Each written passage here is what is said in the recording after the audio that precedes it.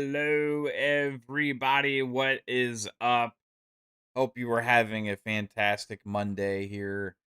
And yeah, it's trying to move on past this past week of just negativity and all this shit. You know what I mean? It's been so much FUD, doom and gloom, bad stuff going on, all these other kind of things. But like, reality sets in. Industry's still here, gaming's still here, and you look ahead at the games coming out and you pay attention to the games that just released and all this stuff, and gotta say, overall as a gamer, I think we're actually pretty decently off right now. Now there's always the negatives that we can talk about and look at and all that kind of stuff, like pricing, layoffs, all that stuff, physical gaming. Yeah, I'm not saying everything's all sunshine and rainbows, right? It never is, really. But when you actually take a step back and look at it from perspective as like a gamer and what we're getting, what we have to look forward to, this year is pretty damn awesome. And so is next year. So that's kind of what I want to focus on for this stream. And shout out to everybody for tuning in. Thanks for watching this Mavcast. Anybody who watches any of our content here, we got our podcast on Thursdays, Fun Speculation Podcast. We had a fun show on Thursday, hanging out with Fuzzy Belvedere, Jasper, all that stuff. We had a lot of streams last week talking about a lot of the news and all that. If you didn't have a chance to catch it, I was on Web Dave's show yesterday as well. And yeah, it's like it's tough to look past all the noise. I see Agent Smith says the biased gaming media won't let us move on. Yeah. Um says I'm so happy that Sinew has been saved. Can't wait to play the third installment. Yeah, there's like silver linings with a lot of stuff, but like yeah, they don't wanna let you move on. I mean they wanna keep Xbox in the news. It's what drives their traffic. It's what drives their engagement. It's what makes them the money, you know. But overall, I mean, if you, like I said, if you focus on what we have to play and stuff like that, I mean, there's a lot of good shit right now. Dylan, shout out to you. Says it's great. It's kind of crazy how many rumors and how much debunking had to happen is like something new every day. Absolutely. I mean, the amount of misinformation that was being spread when in the weeks leading up to the Xbox news, you would think that Xbox is dead and shutting down and every studio is going to close and that we're not going to have any games to look forward to and all this kind of stuff and everything is just horrible all the time, you know. If you just pay attention to games media, then there's no point in even playing fucking games anymore. Like what why would we when everything is such shit all the time, you know? But that's not really the reality that we're living in when it comes to games. So I kind of want to get into some of that. Shout out to you, Be Nice. Thanks for being here. Def Leopard, what's up? Bardu, yeah, we're in the Bardu days. I've been playing some college football. I've been playing Diablo, Lord of Hatred. I've been playing Assassin's Creed Black Flag Resync. Um, got indies that I'm still diving into, like Ball Pit, stuff like that. Kind of still got its hooks in me. Deep Rock Galactic Survivor, tons of just awesome, fun games out there. There's really too many games to play. If there's any really big problem, it's just like we don't have enough time to play everything, and it's pretty crazy because it that problem's not going away anytime soon. Like we got so much stuff coming this year. Literally, we're like really close. When Halo Campaign Evolves about to launch later this month. Let's see what's its release date again? July 28th. So what? That's like 15 days away. If you got early access and 10 days away, and people are spreading a lot of stuff about Halo right now. Trying to dampen the excitement for that. It seems like it ain't happening. You ain't getting me. You ain't ruining my hype for this year in gaming. No matter what you do, we got so much stuff. Yeah, maybe Pierre Heinz is an asshole, right? Maybe he is. I don't know. I don't know the guy. Ain't affecting my enjoyment of the game. I'm gonna see how the game is. I'm gonna see how Halo Campaign Evolved is. This is Halo and Unreal. It's gonna be interesting. It's gonna be interesting to grab the controller and feel it and see what it looks like and all that. It's I'm pretty hyped for that. What is Halo and Unreal gonna feel like? That's like gonna be really interesting to give a nice try. I mean, I know it looks gorgeous. It looks insane, and all the early reports are that it feels like Halo. So I don't know what kind of voodoo they pulled off to make that happen, but really looking forward to playing Campaign Evolved and giving one of the best campaigns of all time another go. And like I gotta give credit to Ubisoft. As much shit as we always give Ubisoft and as bad as they've been as a company over the past several years now, Assassin's Creed Black Flag Resynced, it is really good. And yes, I'm taking advantage of that with Ubisoft Plus Premium and a gaming subscription. If anybody doesn't like that, I don't give a shit. Guess what? They got my money one way or another. It's up to them to have enough releases to keep me in the service. That's what subscription gaming is all about, and I absolutely love the fact that if I play that game, if I subscribe to that service, I get the game on PC and I get the game on console, and I have cross progression and all that kind of stuff. Ubisoft does that right. Um, EA Play Pro, I'm taking advantage of as well for College Football 27. I'm gonna have getting Madden that way. Got Star Wars Zero Company coming around the corner too, and I'm paying for that probably throughout at least the next 3 or 4 months. And guess what? If I'm done playing those games and move on to other stuff by then, I'll unsubscribe and buy the games when they're on sale for super cheap, or wait till they hit Game Pass because the standard Game Pass Ultimate with or not standard Game Pass, Game Pass Ultimate, because the EA games always go in there. Man, I love it. Gotta love being a subscription gamer with so many games of the big games right now going into subscription. It's absolutely awesome. And I know some hate it. I don't give a shit. I'm loving it. I'm saving so much money, man. I'm saving so much money.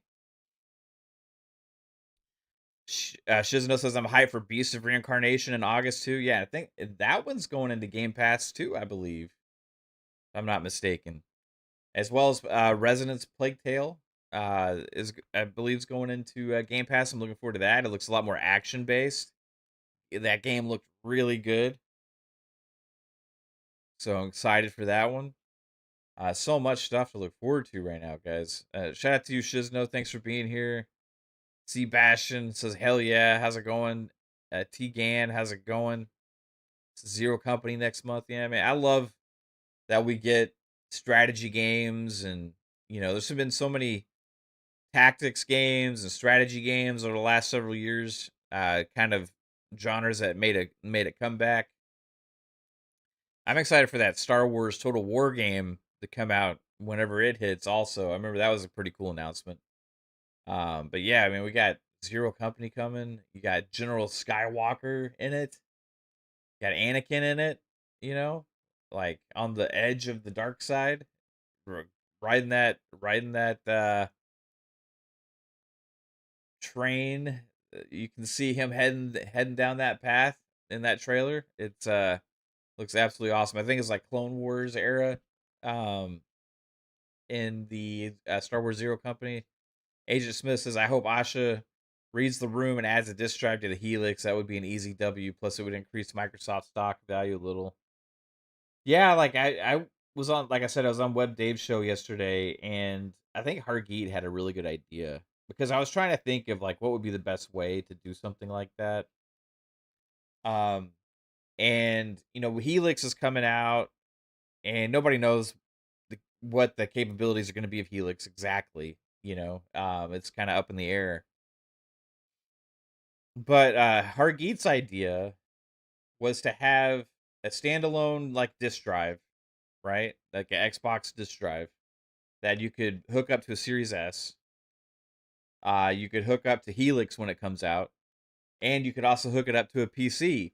Now, the reason I thought that was really a good idea because they've been working on this whole backwards compatibility program and all those other kind of things, stuff they're trying to do to allow console games to play on Helix. And I always wondered, well, if Helix is a PC based thing, how's it gonna make that work?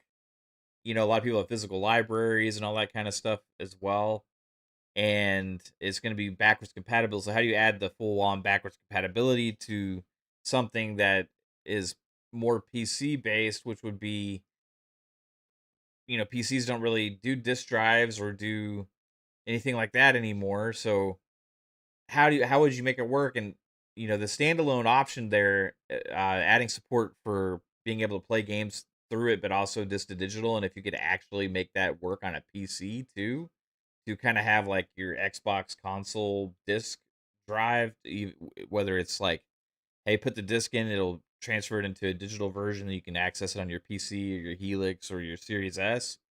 That would be a really cool thing, and I think could become pretty popular for PC gamers. Also, there's a lot of games that are older games that you can only play on disc, right? Now I know I know licensing is still going to be a thing for some games and stuff and how they make that operate, but it's going to be really interesting to see. It's going to be really interesting to see. Like I'm curious how much something like that would be, like $100 maybe, 75 $100. Depends on if it what capabilities it has, I think.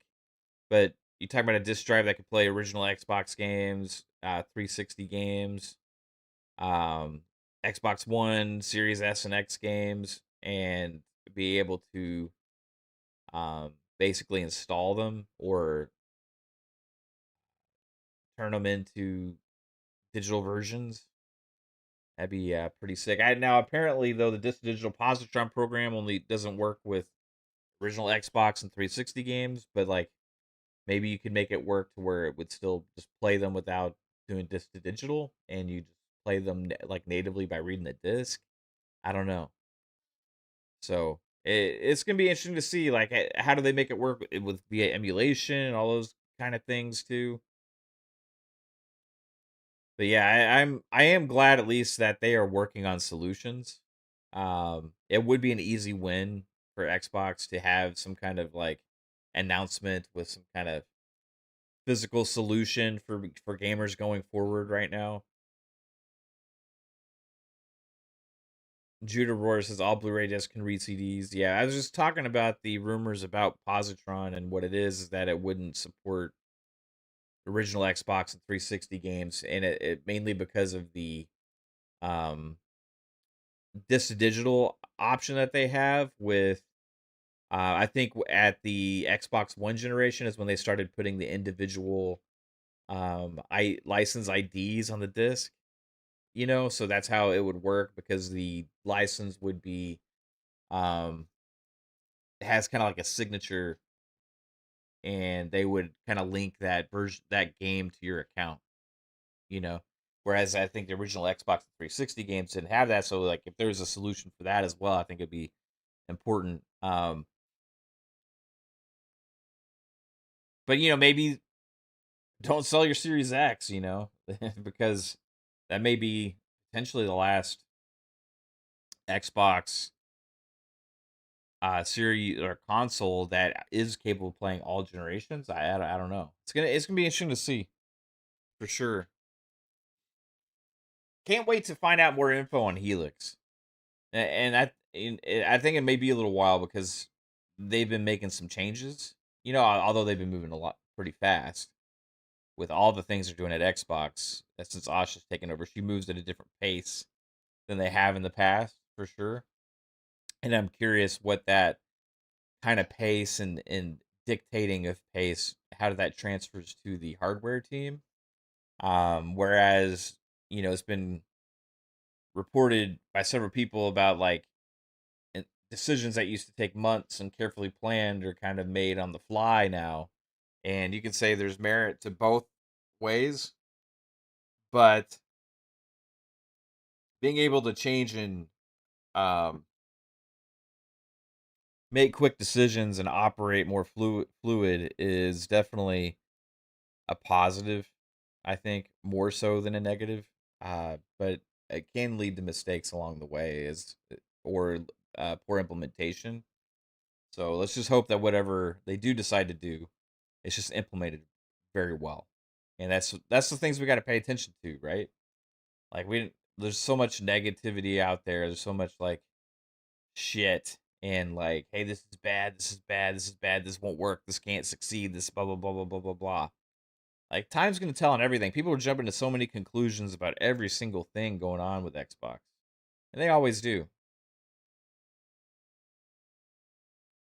Judah Roar says, having switched to PC, will you go back to console? Do you not switch back in the, or do you not switch back in the day? I play on both, honestly. Now, because of my setup here, like in this in this office, right, where I've got my desk right here. Right next to me is my beautiful wife, Kate, and she's got her set up there. This is like my streaming PC, is where I do the podcast from. I work from here as well.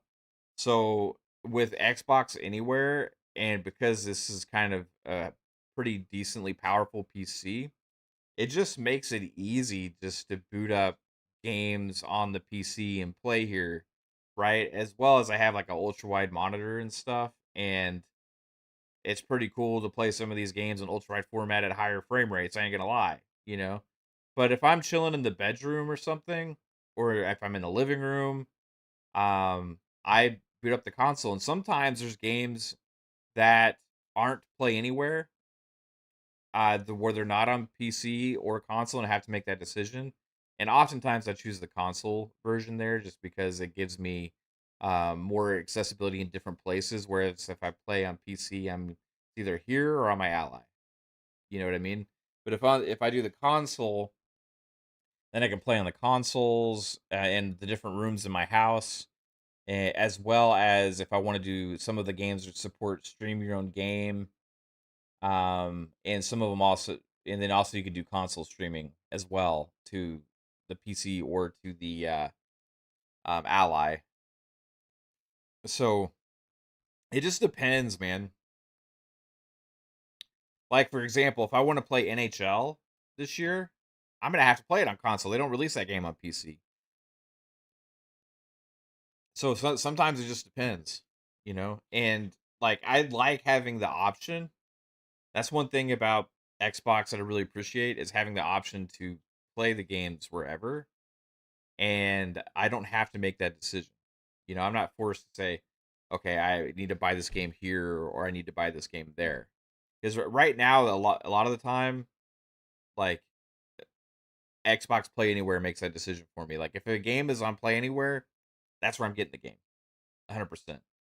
If a game is PC only, then it's not going to be on the Xbox store, and I'll have to buy it on Steam, like Tokyo Extreme Racer, right? Like I have that game on Steam. It's not on Xbox. EA Play Premium, they don't put or EA Play Pro. They don't put that on console. So I'm playing college football, which released for the first time this year on PC here. One thing I would like to see them add is cross progression with the EA Sports games, because they have it in a lot of the other stuff, but for some reason EA Sports games don't have cross progression. They have cross play, so like you can play, like if you're on PC and on Xbox, you can play against people on other platforms. But like if I have my careers or dynasty or my ultimate teams and stuff like that, and I'm playing on PC, then I play it on console, I don't get the same shit, and that's something that I think they need to fix. So EA needs to handle implementing cross progression on between the PC and console for their sports games. They have it in some of the other games, I believe. So especially if it's like um, if it's on if it's on Xbox PC store, like after something hits a Game Pass, I think it might. Um, I don't know. I haven't waited that long to see on some of those, but like I remember like Madden last year, I had this playing on console, and then it ended up hitting PC or hitting Game Pass for Play Anywhere. So I was like, "Oh, cool! I'm gonna check it out on the PC." I installed it, and I didn't have access to any of my stuff, so I had to like start a new Ultimate Team. So yeah, it is kind of weird, man.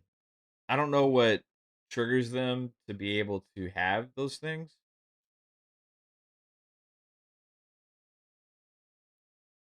Yeah, Shizno, like before this year, college football wasn't even on PC because they started college football back.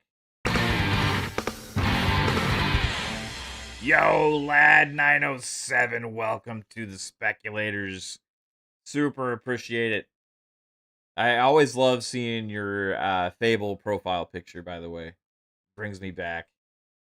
The OG. Can't wait for Fable. So good.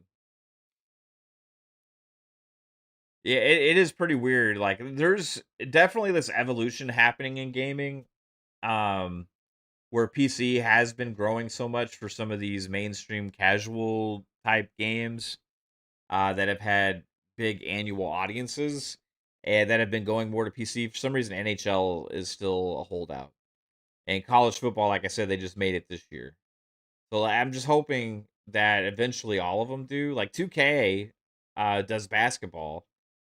Um, I'm not even sure if that one, because that doesn't launch in the Xbox PC store.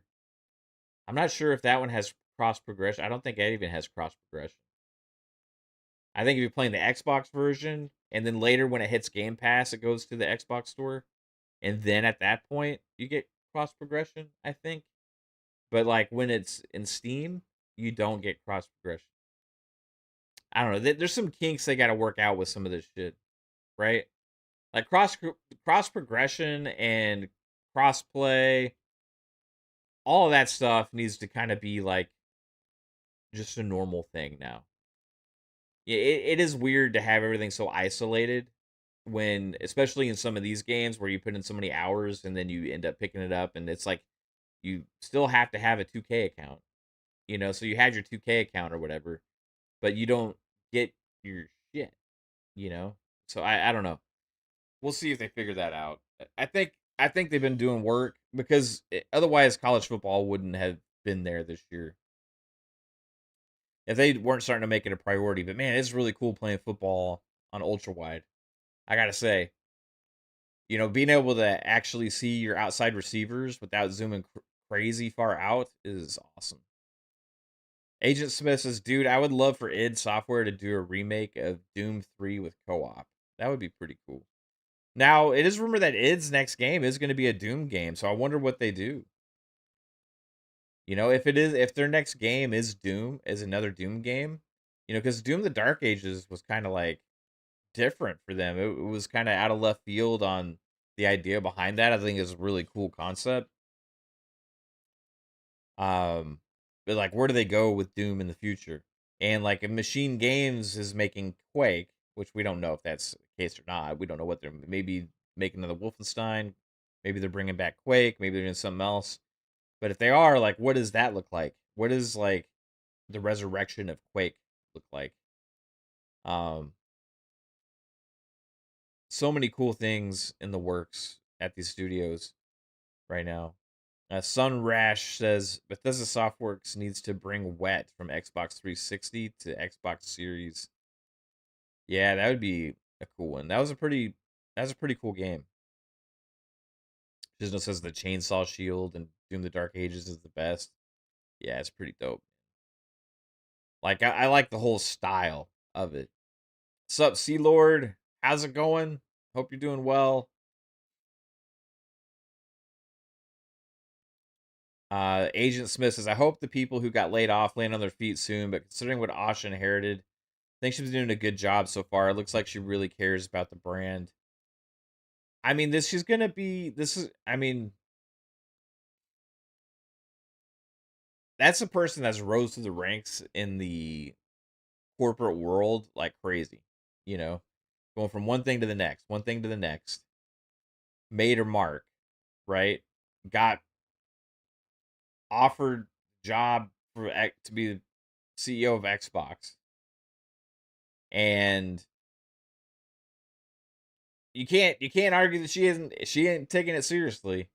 I mean, seems completely invested trying to make things happen, try and transform the brand, try and make changes, and not all of them are going to be all just like smile through your teeth and do a bunch of bad shit and no, it's not going to work. I mean, she's actually trying to make changes that are going to hopefully have a positive impact on Xbox going forward. So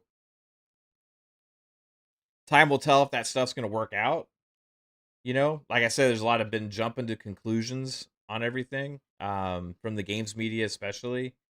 Every worst possible outcome is what they always jump to, it seems like, and it's not the reality that we're actually having happen.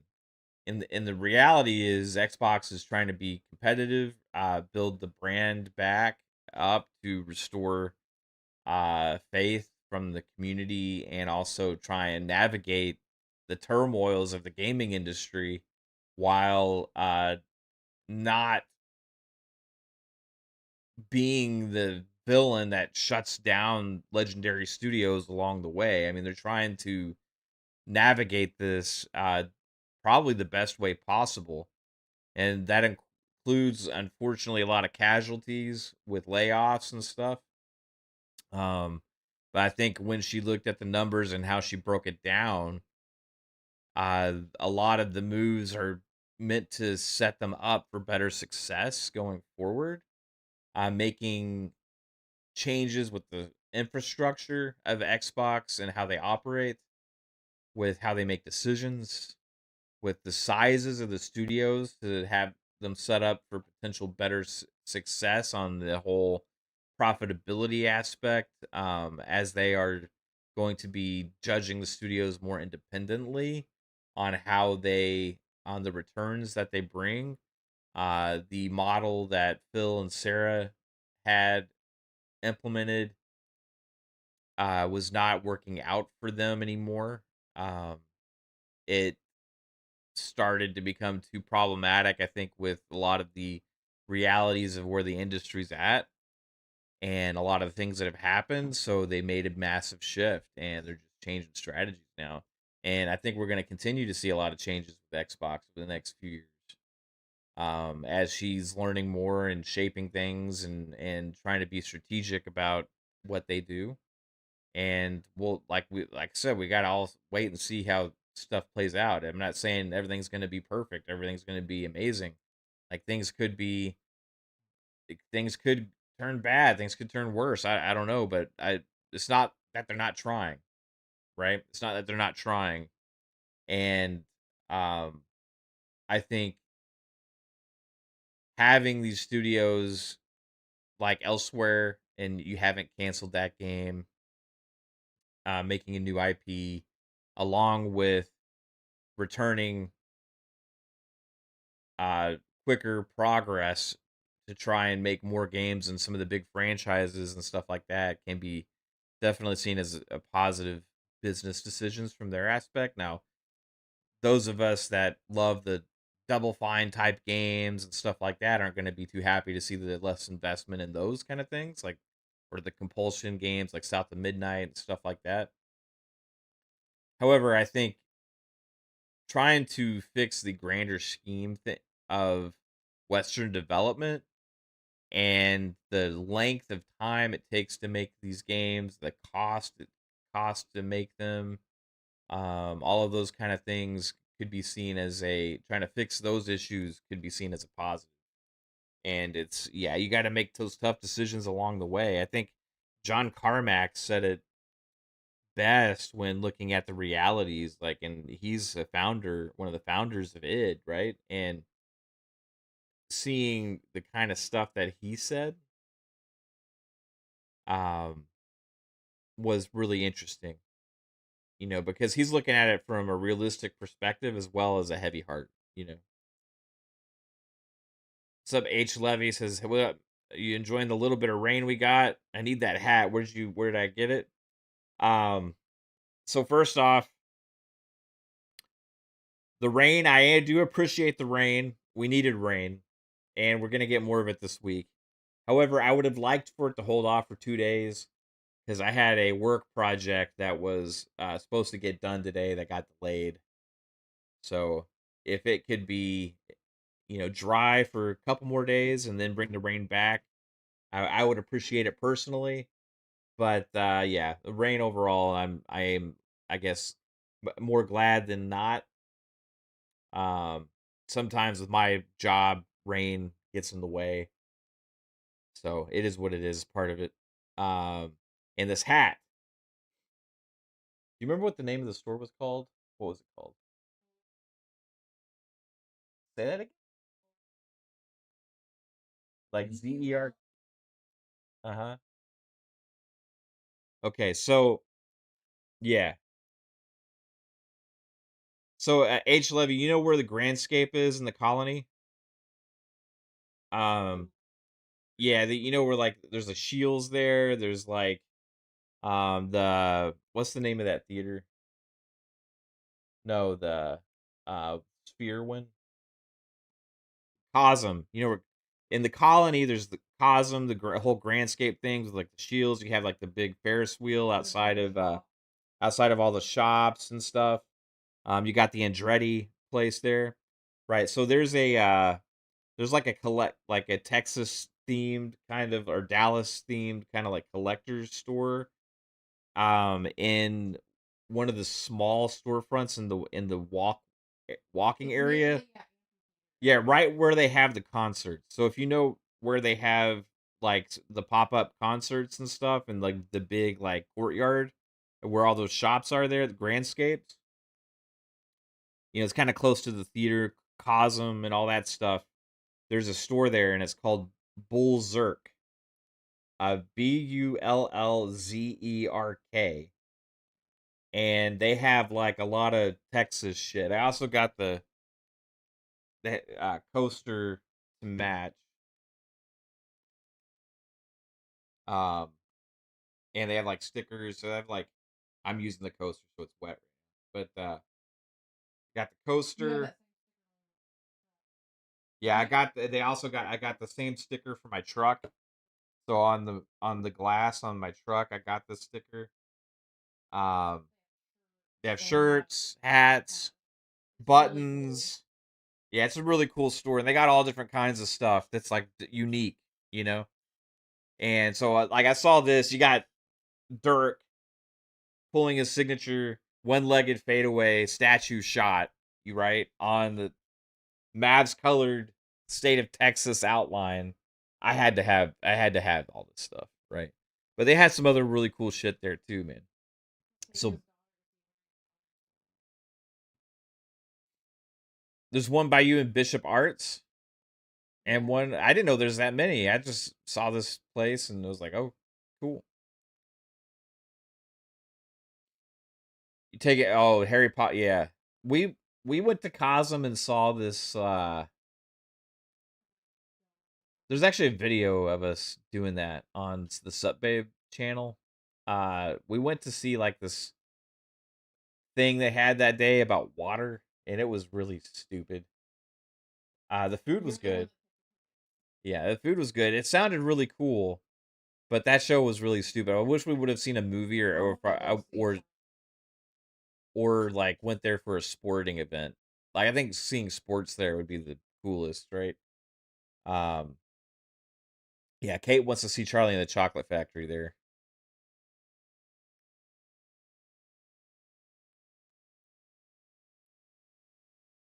Let's see. Yeah, you saw the Stars playoff game. Yeah, that's awesome, man. Yeah, I really want to go see a sporting event there. Agent Smith asks, in your opinion, do you think Asha will pull more first party titles from Game Pass to try and maximize sales? I mean, that was a question I had when they decided to pull Call of Duty. It's like just that thinking, the mentality behind it, I think it just leads to any kind of possibility with Game Pass in the future. I think it's something they're looking at. I don't know what their final decisions is going to be. I'm really curious when it comes to the biggest titles, when you look at stuff like Elder Scrolls 6 and shit like that. The ones where they know it's going to be like insane amount of sales, you know? So I don't think they're gonna completely move away from games and Game Pass, but I could be wrong. When I say game, I mean day and date. But I do think they're looking at it, and I think as they see the value there, they want to return to growth in it. But also, they want to make sure the studios are going to be able to um, be successful in their new metrics, right? Their new metrics with the COO that's taking over and how they're going to be judging. I don't know what value they equate to Game Pass engagement within that. Um, Apparently, there was a metric that they came up with for that, but like how accurate, the logistics of the economics of that is who knows, right? So I think that that's something that they're probably really trying to look at. And whatever they end up deciding, I'll be fine either way. I'm gonna always be on the side that I would like all the games in Game Pass because as a consumer, I the more value I get in my service, I'm happier. You know what I mean? I if you the less value it has, the less interested you are to, subscribe to it. So if they do pull back on day and dates, I think they need to try and increase the amount of um third party content potentially going in there. So like it's like weighing the cost and benefit and all these other kind of things. Also interesting where Asha had talked about you know uh third party games, exclusive third party games in one of her blog posts, which is something that Phil really wouldn't say too much. So I wouldn't rule out more big deals there. But stuff like Persona 6 and Game Pass makes a difference. Def Leppard says, I would think Game Pass is going to change. My money would say that I think Game Pass is going to change too. I just don't know to what extent. You know, if I was to place a bet right now, I would say that you're going to have at least less day and date. But I don't know. Right. I mean, they kind of, when people are used to paying a certain amount for a certain amount of value, and then you take that away, you got to replace that value with something, and it can't be something like Fortnite Crew. You can't just substitute it with something that's going to placate one audience, right? Um, because Game Pass was built upon day and date games, right? That was like the foundation of its existence.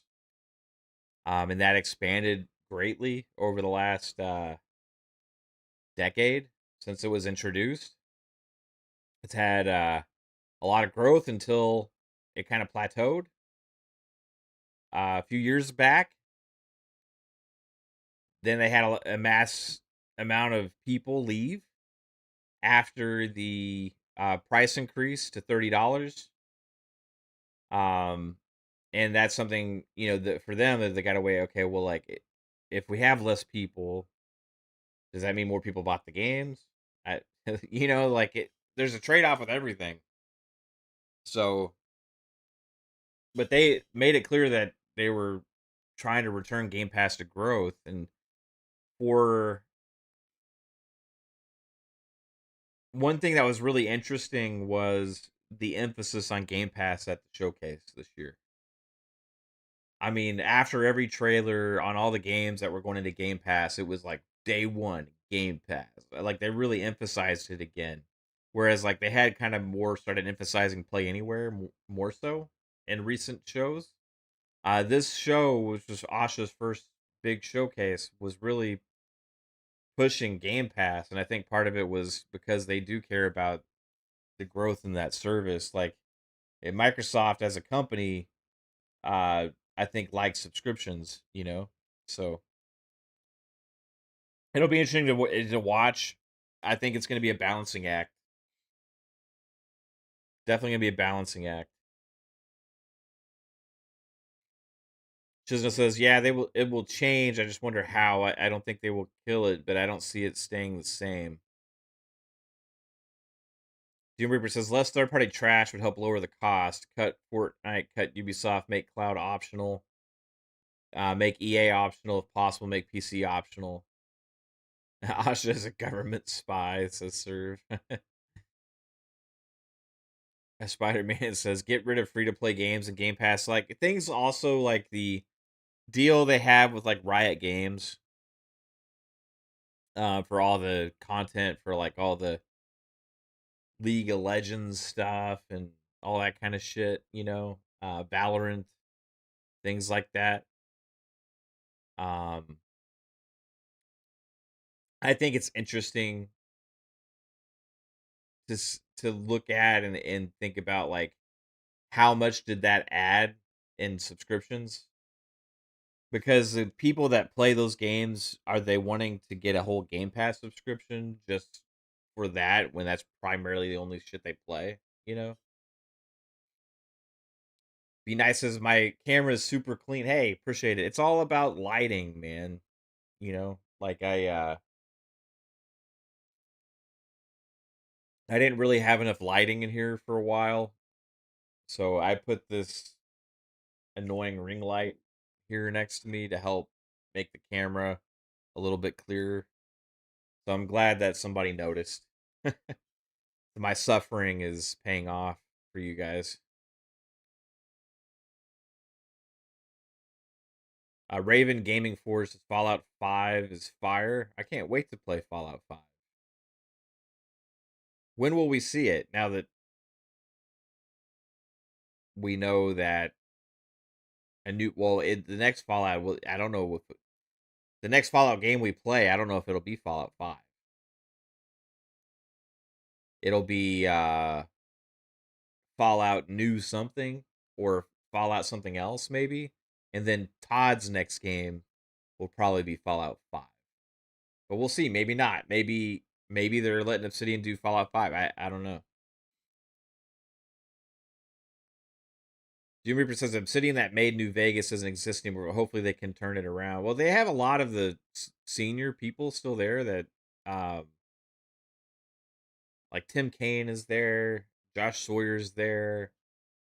There's a couple other people there. I think the most important thing when it comes to these games is the direction, right? And if you have good, clear leadership and the talent underneath it that can be directed to make what the vision is, I think is ultimately the goal.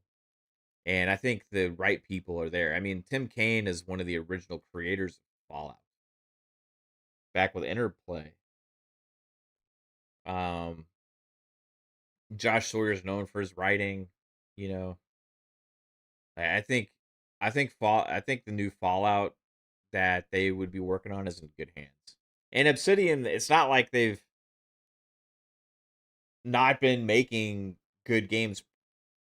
Like I know some are not as happy with Avowed or I don't really see a lot of people complaining about Outer Worlds 2. I just don't think it sold as well as they had hoped. But overall, like I mean, these are quality games, and I think Fallout is going to have a different level of you know focus. I mean, I'm curious about how involved Todd would be. Like, I know not necessarily directly involved over the everyday aspects of making the game, but like what kind of input are they will he have any input at all, or is it like does he have to sign off on things, or like how is that going to go with Todd, like with that, like it's like, hey Todd, we're like we're doing this, like we need to get Fallout a new Fallout game sooner. This is too big of a property for us to wait till after you do Elder Scrolls 6 and then wait another however many years to make the next Fallout. So like, it's just not a realistic way of us doing business, you know. And Todd could be like, okay, yeah, I understand, but I would like the final say so on specific things. Um,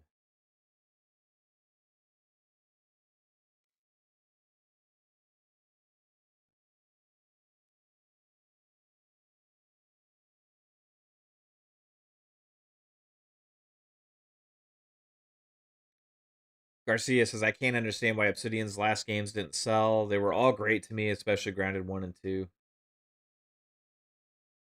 I think there's a lot of games that didn't sell as well as they hoped. I don't know if it's like oversaturation in the gaming space. I don't think of it. I don't know if it's a lack of attention from media. Like Oblivion Remastered did pretty well, right? Did great, I thought. Um, but like you have the gaming space has changed so much. Like you have a lot of games that would have normally been surefire hits, failed to meet expectations. That comes from all different kinds of publishers. But then randomly you'll have one game just like pop, you know? And I don't know what's causing that. It's like almost like algorithmic in gaming now, you know? It used to be like based on the marketing budgets and how many trailers they had and how hype people were, how much coverage they got from games media. It seems like none of that stuff really matters anymore. It's more about what catches on social media. Yo, Jasper sharing a Cala Juarez Steam key. You got that already? You have the games if anyone wants it. Damn, that's a classic, bro. Classic Techland games right there. Which Cala Juarez is it, Jasper? Is it Bound in Blood? Um, they need to bring Cala Juarez back. I think they would have some success with it if they did. Thanks for sharing that code, bro.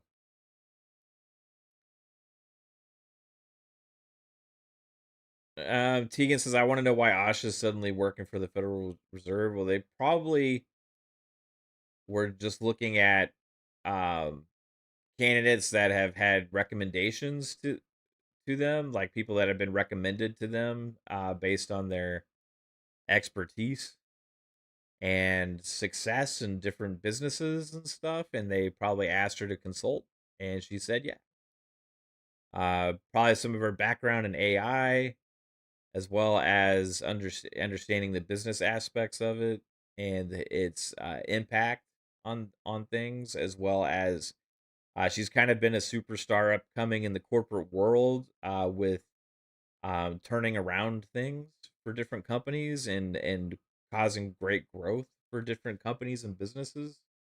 Probably for the same reason that Satya looked to her to run Xbox, right? I mean, that they heard great things and they thought that she's probably really intelligent and would be an asset to be a consultant. I don't know. Yeah, like she's still also like on the Home Depot board apparently or something too. Yeah, Doom Reaper says it's not that uncommon for CEOs to be on multiple boards. Yeah, that's the thing that happens a lot. You see these people and they're consultants or they're like still involved with different companies and help them make decisions and insight and stuff like that. And they still get paychecks from it and shit. It's sometimes based on share how many shares they have of companies and stuff. Tegan says it's shady to me if the government is involved. I mean, that's just an. I mean, the government's doing the government things. This has nothing to do with Microsoft. This has had them having to do their own shit, and they're looking for consultants. Like I don't know what you necessarily mean by that, but the government operating is always shady in every way.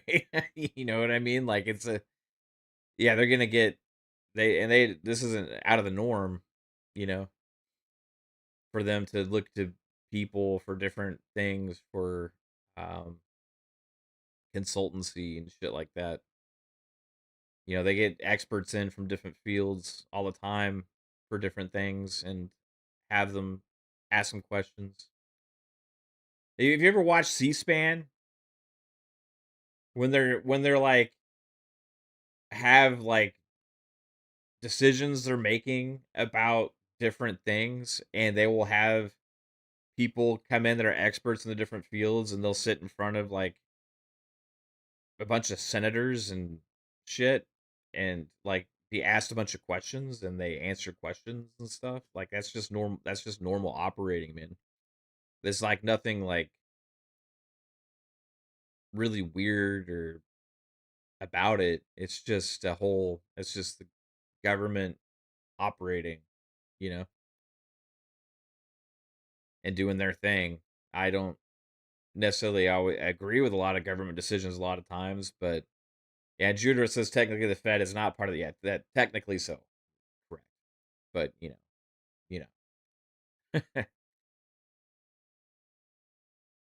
Hester says C-SPAN. You think we watch it are a bunch of nerds? No, I mean I've only tuned in when there's like bigger things, you know, that I'm really curious about and interested in. And sometimes it's interesting to see some of the back and forth, and it's a lot of political bullshit. You'll have like half the people ask like be at complete assholes to the people they're asking questions to because like they want to try and make them out to be like evil part of the other party because they're working for what they see as that side's bill or something, and then you'll have the other half act like they're heroes and stuff. It's just the politicking is just insane on that stuff sometimes, right? But yeah, it's just a consultant, a business consultant. So Raven Gaming Force says, "You think Halo could be saved by Activision?" I don't think so. Um, I think Halo is one of the most interesting things with the like reset of Xbox and seeing what the future of that is, and I think it's going to be a priority to get it on track. Whether it's Activision or whoever, I think that you're going to see more Halo output in one way or another. And I don't know where it's going to come from, but we'll have to. Time will tell. We'll see. We'll definitely have to see. T Gan says, "I hope Asha isn't MAGA, like MAGA."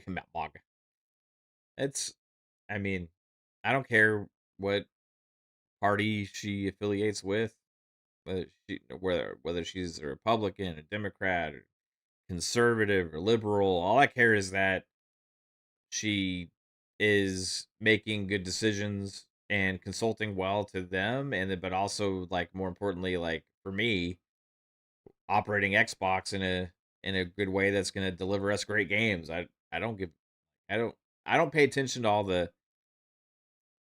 bullshit on Twitter and all that kind of stuff about like if people are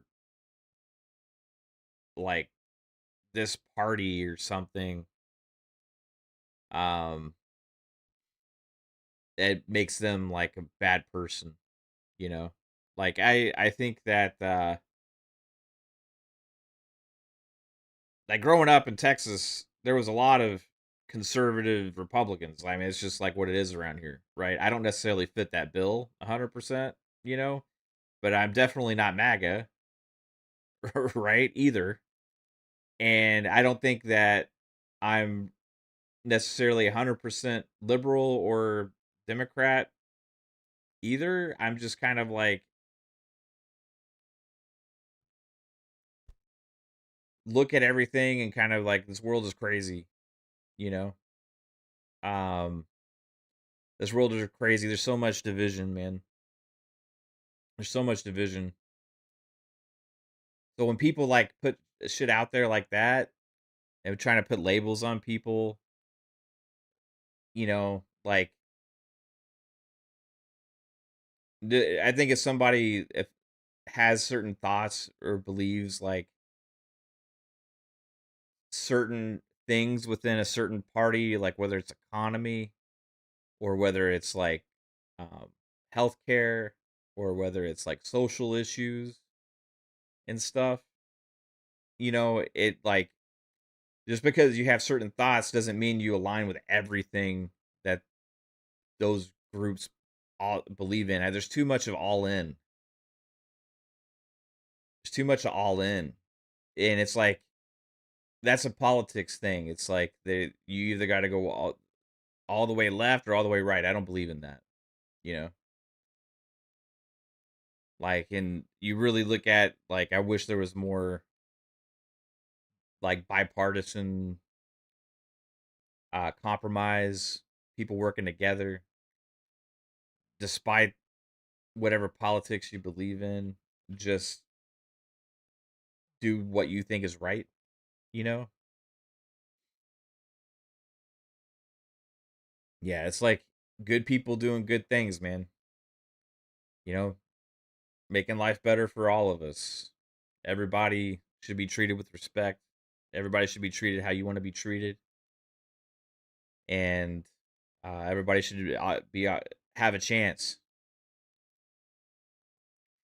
That's what I think we should all hope for, right? It's common sense stuff, stuff that we're taught as kids, stuff we're taught as kids at an early age. You know, treat others how you want to be treated.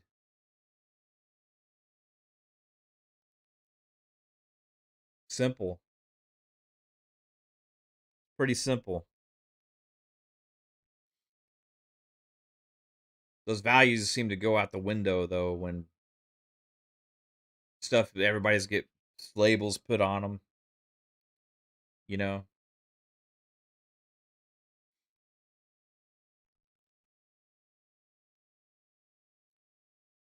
people don't like that. People don't like people attacking them all the time for whatever.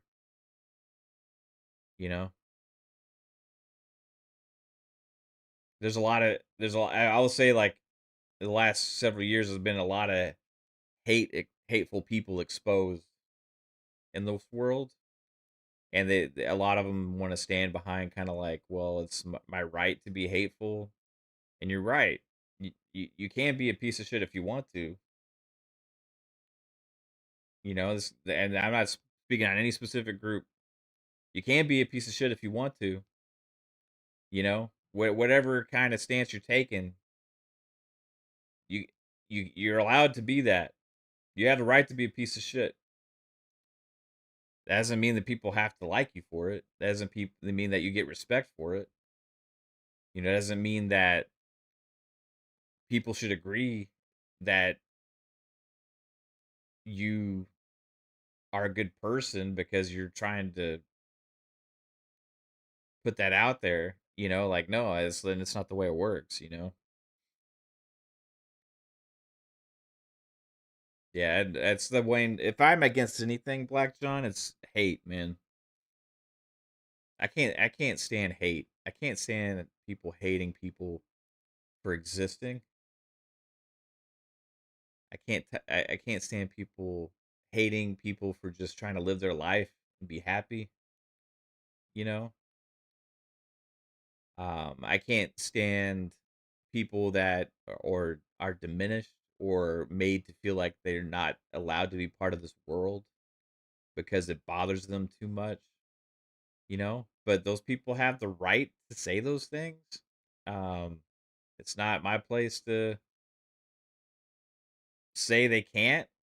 You know, it's but like if you want to be a piece of shit, then that's let everybody know that's what you are. And I think the craziest thing has happened the last several years is the level of acceptance of it to where it's like to the point or like it's just I don't know, man. It's crazy. I hate division, man. I just wish everybody could be happy and be together and not hate each other. And I don't think enough people like I know this is getting way out of gaming. I don't think enough people think about the feelings of other people. Like and how their like view or like what they say affects people around them. Like if you don't like something and you put it out there, right? In like a post or a discussion or clickbaity, rage bait shit or whatever it is. If you put stuff out there like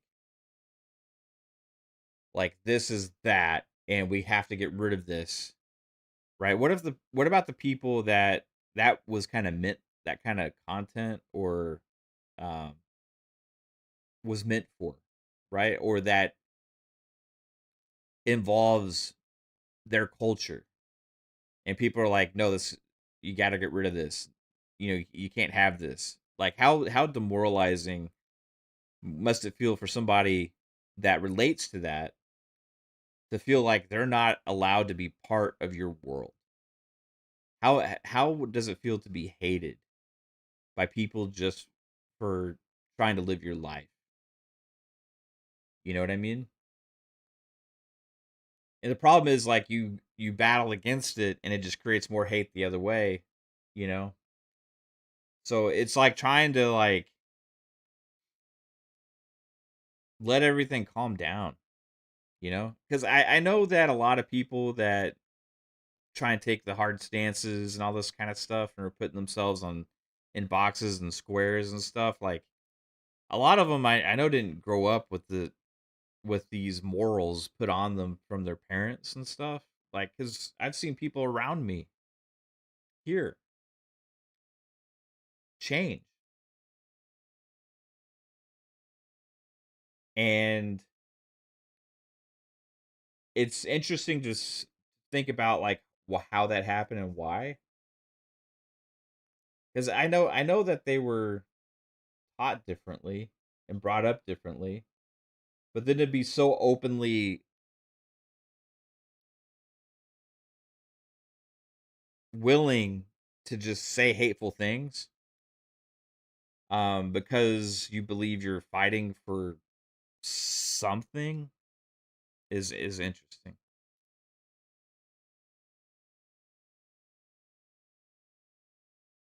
There isn't much new gaming news, which is a victory for Xbox.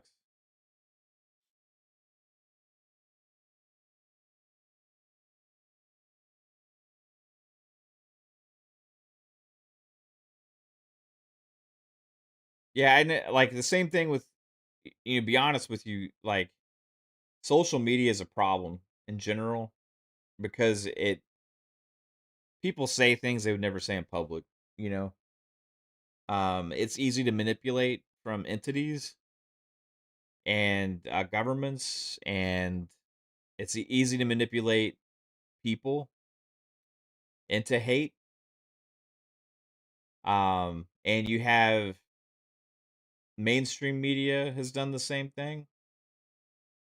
And you can look at it like it even goes down to stuff like games media and stuff too. They have their own biases and push that, same as mainstream media, just in different ways. Social media too, like with gaming, has gone that way, and it's like about a lot of it's about manipulation of people, and I think some people are kind of able to see through that, and know that the world is a better place than they're making things out to be, and people are better than is made out to be, and then some just kind of allow themselves to get angry at everything, you know? And the angrier you get, the more willing you are to kind of concede some of your own morals for the sake of whatever your cause is.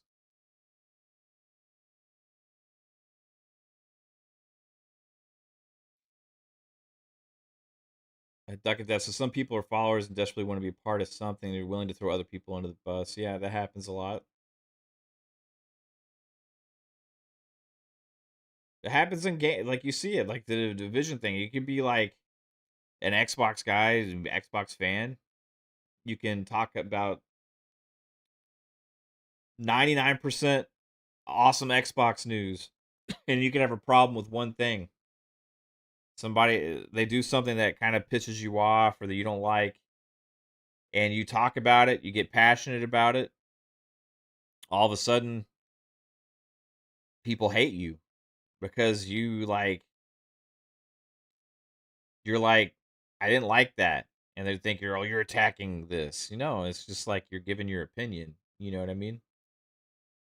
People think everything is also for clicks and stuff from just people that are making content. There's definitely a lot of it out there. Don't get me wrong.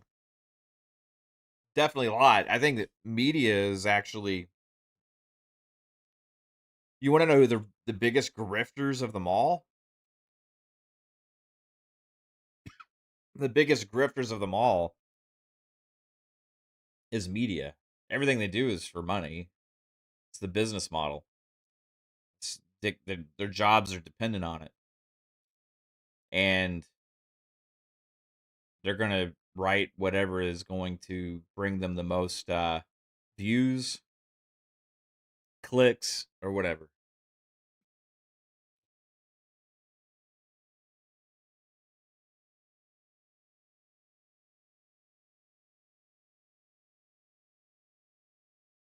Yeah, it would be nice if gamers in general all kind of just stood on the side of consumers. Like none of these companies are like buddies. None of these companies are like um doing things just out of goodwill, you know? Even positive things that they decide to do is based on the merit that they think is going to bring them more business. What we as customers can do is like applaud the things that are more positive for us and then give contempt for the things that aren't.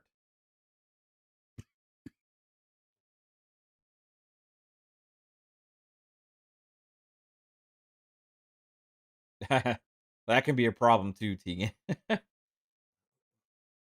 So I don't pay attention to world news anymore other than what do you see on TikTok.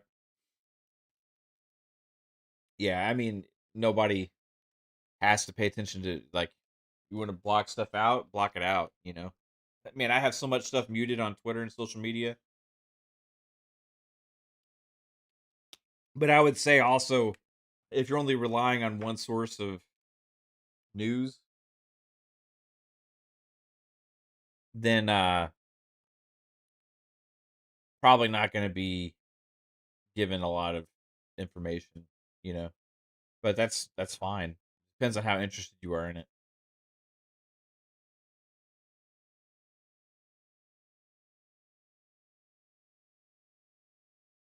Things go through filters. Things go through filters for sure. And what people don't realize, the content you see on social media, no matter what, no matter like what views you have, no matter what side you are trying to be on, whatever it is, your algorithm, like everything is based on the algorithm. So you're going to be fed things that go along with your way of thinking. that's just the way algorithms work. Even if it's not political stuff, if it's gaming content, if it's what kind of cars you like, you know, like whatever you're into, algorithms, and you can blame Google for this because they really kind of started this with like the way search engines work and everything like that, and advertising and like pushing ads and all that kind of stuff. Like the algorithms are designed to make you more interested to click on the content. Now that could be something that's very rage baity against what you think, or it could also be something that goes along with what you think and you kind of affirms your beliefs and your views. Part of the issue with social media is it's so dictated on algorithms that real information gets lost, and the entire way that all these media sites and everything operate is meant to feed the algorithm.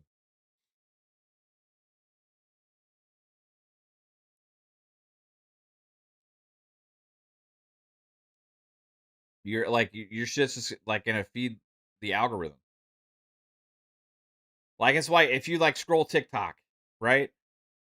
And you see like a video game streamer and you're like, "Oh, I'm interested in this." And you watch that for longer than you did the other videos. It's going to start putting those up more for you. Then it'll be like, okay, which kind of games does he like to watch? And it's going to start suggesting those kind of games. So then you're going to start scrolling through, and it realizes how much time you're spending watching the different TikToks. And the more attention you give to something, the more of those things it's going to feed you. That's the complete idea of TikTok and YouTube Shorts. That's how YouTube operates too with its suggestions. Like if you start watching World Europeans in the at the World Cup right now, it's going your suggestions all on YouTube, your next videos is going to be like full of people Europeans visiting America right now. Now then you have things go so popular because the algorithm realizes that this is a trend, and everything is being fed and people are really liking this content, that it starts pushing that to more people, starts pushing it to more people to try and see if they're interested in this content. And the more people that are see it, then the numbers go up, and then more people start making content about it because hey, it's good for them, it's good for their channels, it's good for their sites, it's good for all of that stuff, you know. So everything is fed based on the algorithm, and information for humanity for the most part right now is algorithmic, which in itself is a problem because it only reaffirms what you think. So all the content, all the media, all that stuff is only an affirmation for you or is a rage thing for you. And what does that create? More divisiveness. Instead, like media and the news used to be just reporting on the happenings. This happened. This happened. This is happening. This happened. Now it's all fed with opinion, right? It's all fed with opinion, points of view, beliefs, values, culture, and it's depending on what part of the algorithm you're on, you're going to be pushed more into one side or the other.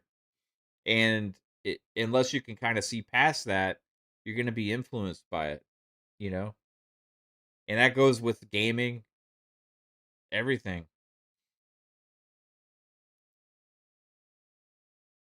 So and it says then you start getting ads where Europeans are reacting to Costco and Texas Roadhouse and Bucky's. And I've been watching those videos because I think they're fun and positive, you know? Like I like seeing that stuff. I like seeing positive content. Sometimes if you want to adjust your algorithm, you have to purposefully make a decision when you're scrolling to click on different things that is opposite of whatever it's feeding you. You have to actually mentally just make that decision. Otherwise, it's going to keep feeding you the same bullshit.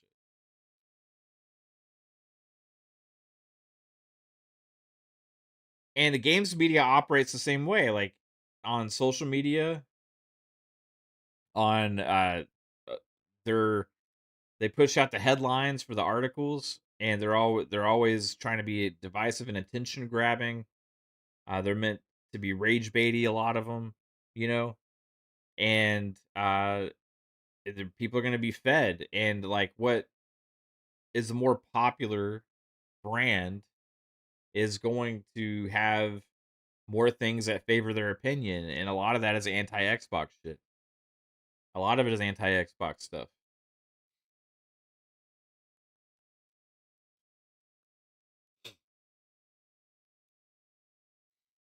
Yeah, and sometimes these trends are fun, you know.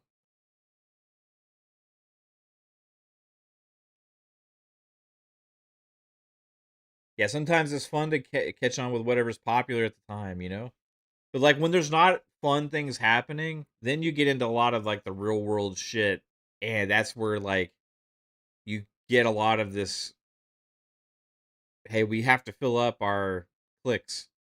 We have to fill up our algorithm with stuff. Let's have it. This is a problem. This is a problem. This is a problem. This is a problem.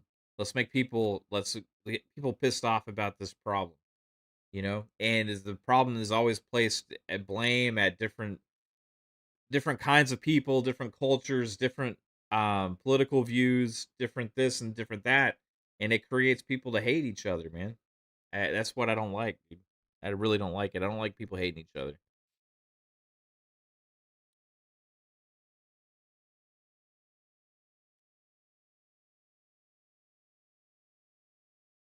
Sucks.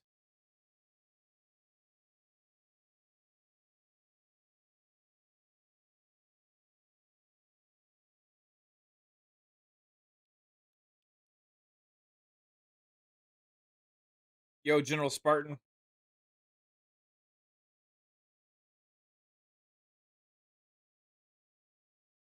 So you gotta like push. You gotta look past this stuff, like all the rage.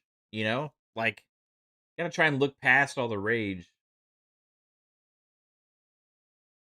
And sometimes I get pissed off too. I see somebody talking shit or like people belittling other people. That pisses me off.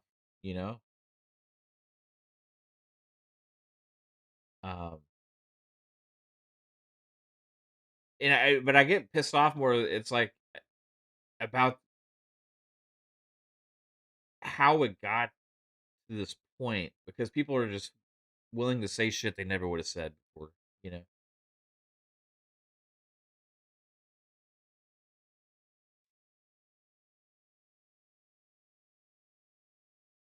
Like it's like trying to take a like an overhead view of what's going on.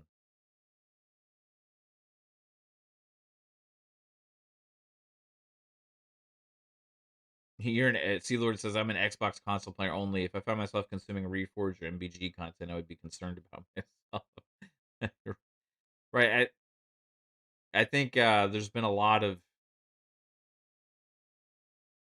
um, people that like to watch Xbox creators just to come in and debate with them and argue with them. And I've seen the same thing with people like those guys, and the people go in their chat and get pissed off and triggered and try and argue with them. And it's like a waste of time, you know, in my opinion. It just feeds the content. Like, so these guys coming here, it's just going to feed my content, you know? It's a waste of their time. It's not a waste of the creator's time. It's not a waste of their time because they're being fed by it, you know? Like, somebody comes in here, talks shit to me, that feeds me. Let's be honest, like, it feeds me. I'm going to get, like, have fun with it, you know? Yeah, watching Holland uh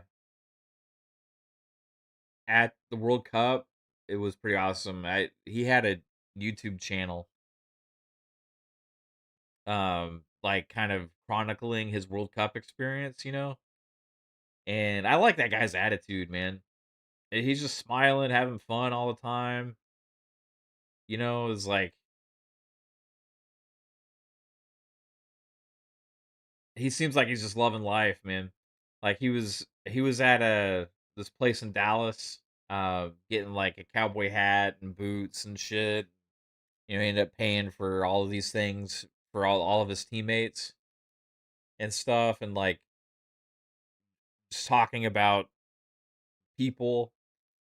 It's not often when you have people say good things about other people. And it's been one of the most awesome things to see, the good things to see with all the World Cup content that's been here. There's been so many awesome like videos about people talking positively about other people, you know?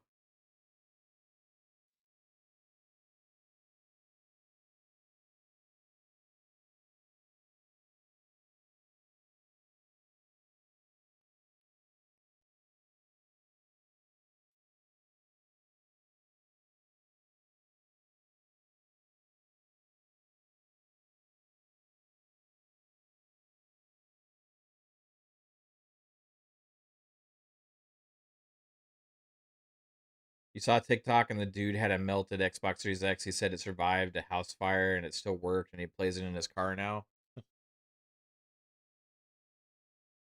remember when the Series X came out, there was like one that fell out of a truck or something and it was still working or some shit like that. Yeah, it's great when the algorithm actually promotes positive content. Man, that is so refreshing, dude. And I think gaming needs that too, really.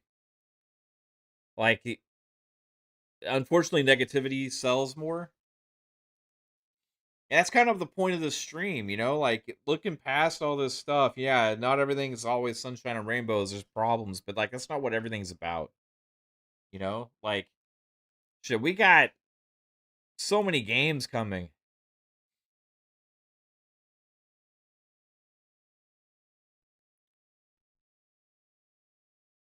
So many freaking games.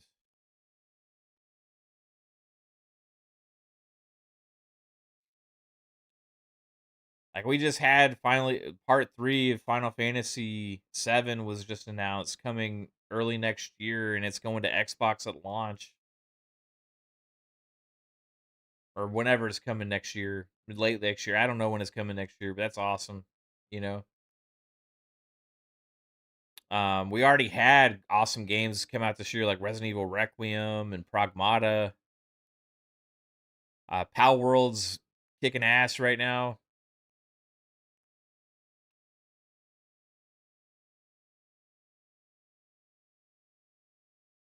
Crimson Desert was super popular. A lot of people were loving that this year. You had the Star Fox game come out. You had Forza Horizon.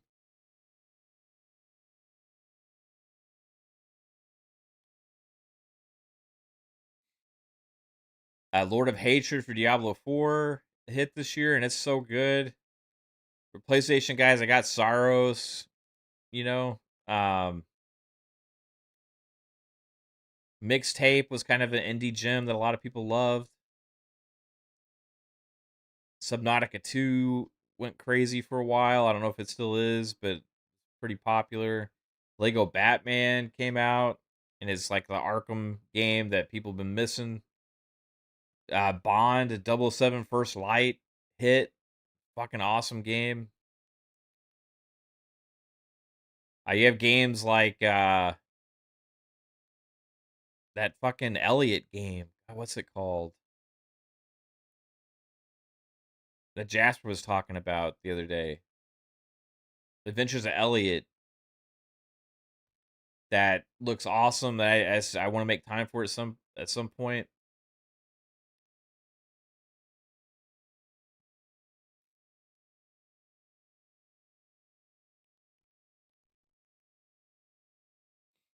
Assassin's Creed is awesome. The Black Flag.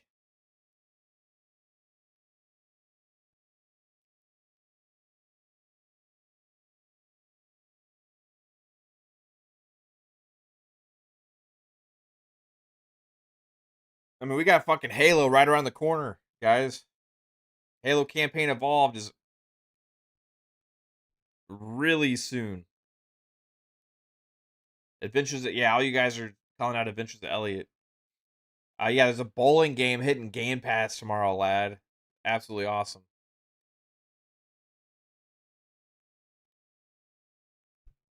If you're a fan of tactics games too, there's a new Disgaea or Disgaea. I don't know how to say it.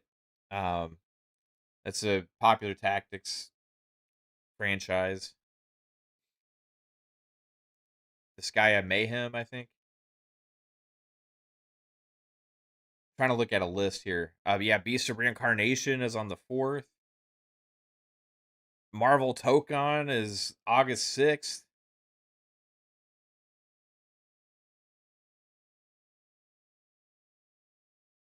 Let's see what else.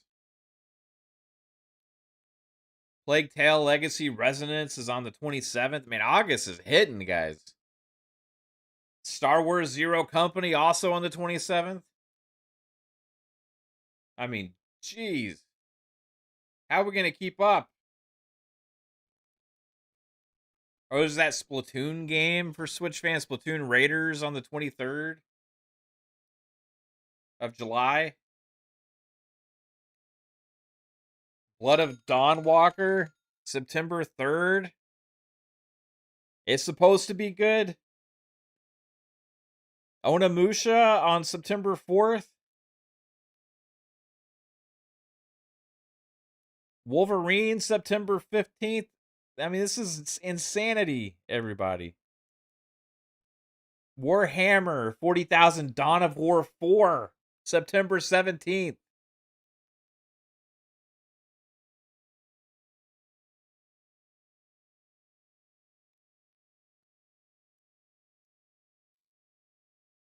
Fire Emblem, same fucking day. Fire Emblem Fortune's Weave, September 17th. Holy hell.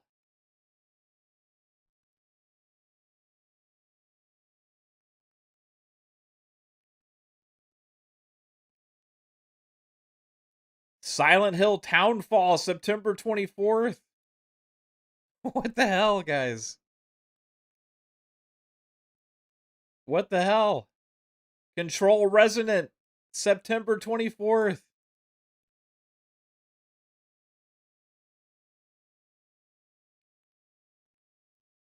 We're not even into October yet. Minecraft Dungeons 2, September 29th.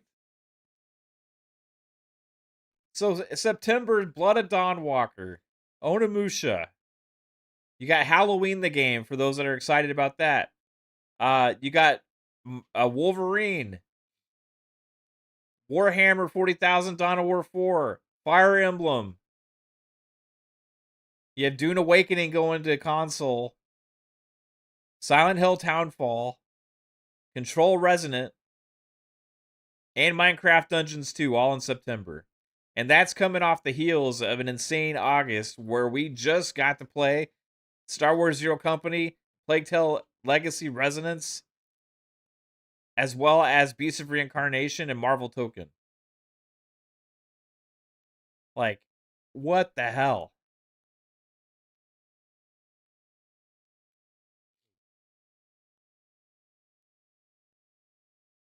Y'all are saying there's Kingdom Hearts stuff?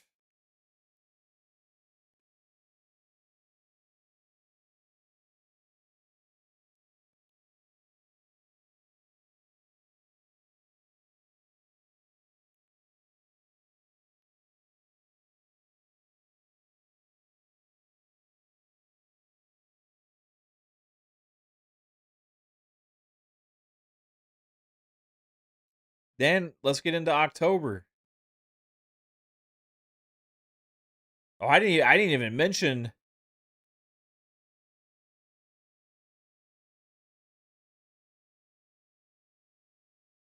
the rest of July.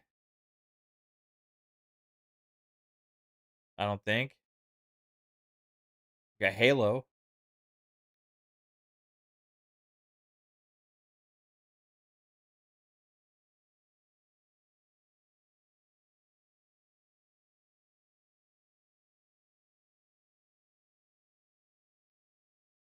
All right, let's get into October. Ace Combat. I was shocked as hell that we're getting a new Ace Combat, and I'm super pumped. Gears of War E-Day and Star Wars Galactic Racer, all within 4 days of each other. Ace Combat 8 comes out on October 2nd. Gears of War E-Day, October 6th. Star Wars, also October 6th. Insane. Oh, and guess what, you Kingdom Hearts fans out there? The Kingdom Hearts Collection, October 8th, 2 days after that. Oh, if you're a Dragon's Dogma fan, Dark Arisen comes out for the Switch. Dragon's Dogma 2 Dark Arisen for the Switch on October 9th. I think that one may come out to the other platforms sooner than that, if I'm not mistaken. Is it already out?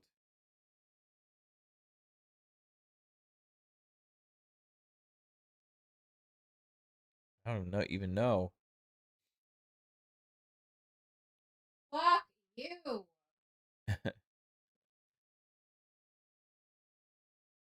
Insanity. Yeah, so keep going. Castlevania Belmont's Curse. Is that the new Final Fantasy, or is that the new Castlevania game?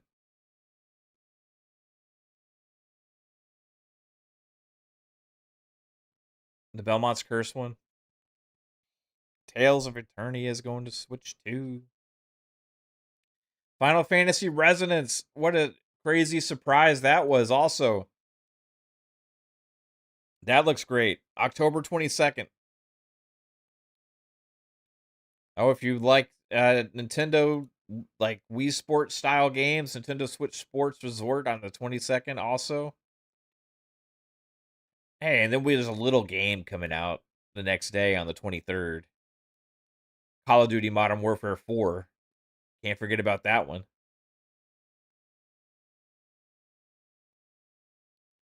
Man, September and October are fucking bananas, guys.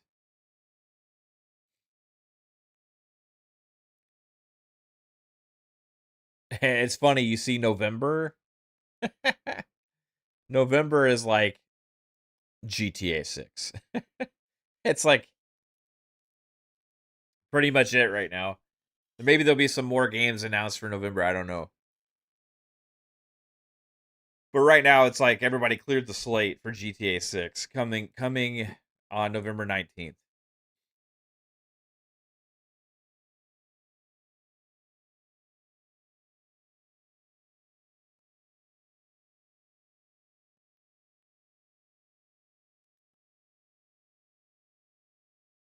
Insane.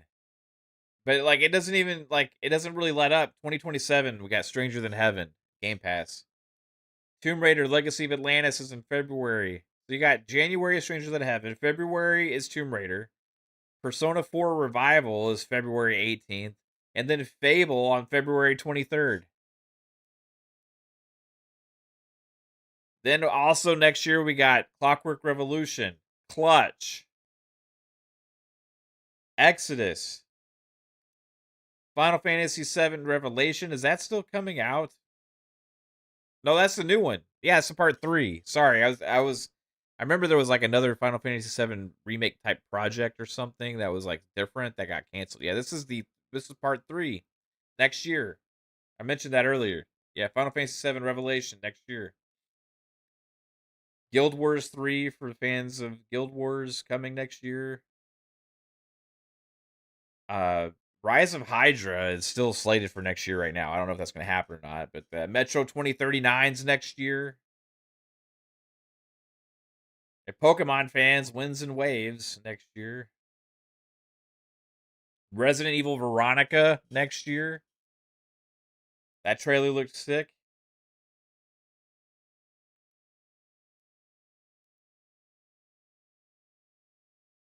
State of Decay 3 next year. Senua next year. Spyro next year.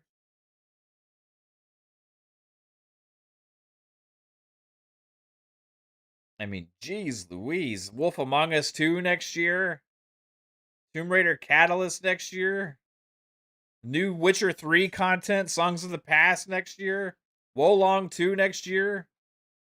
For those of you that give a shit, Until Dawn 2 next year. Virtua Fighter next year. Xenoblade Genesis next year. I mean, what the hell?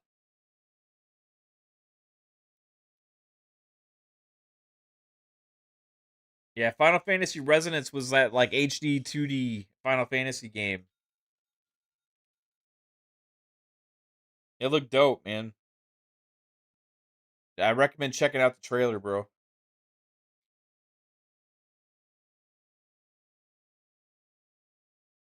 Apparently so, Def. That's what this says. This is this list.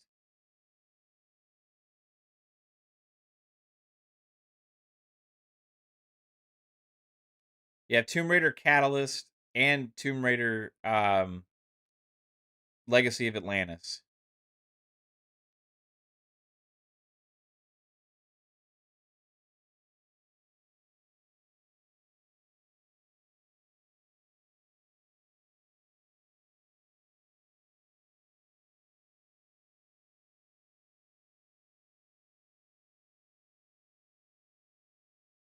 I mean, I don't know if that's going to end up happening.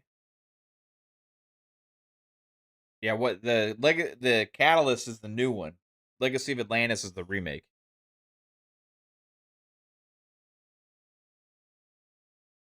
It may push Catalyst to 28. I don't know. It was originally intended for 26.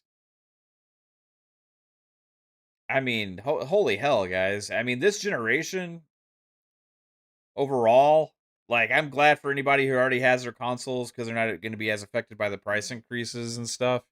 But like, you just hold on to your PS5s and your Switches now and your Series X's, and or if you got a decent PC, I mean, we are golden for a very long time with game releases because the next few years are just going to be absolutely insane. Absolutely insane. The next few years of games.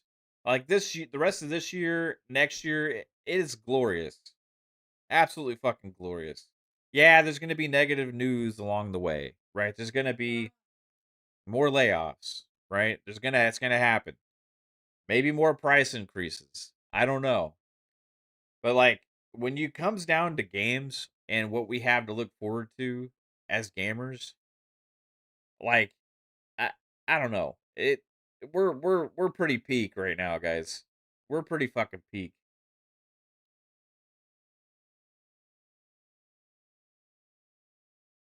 And even if you're just focused on Xbox alone, it's insane. I mean, their whole showcase was really games that are coming out this year or next year, with the rare exception of maybe a couple. You know, absolutely crazy.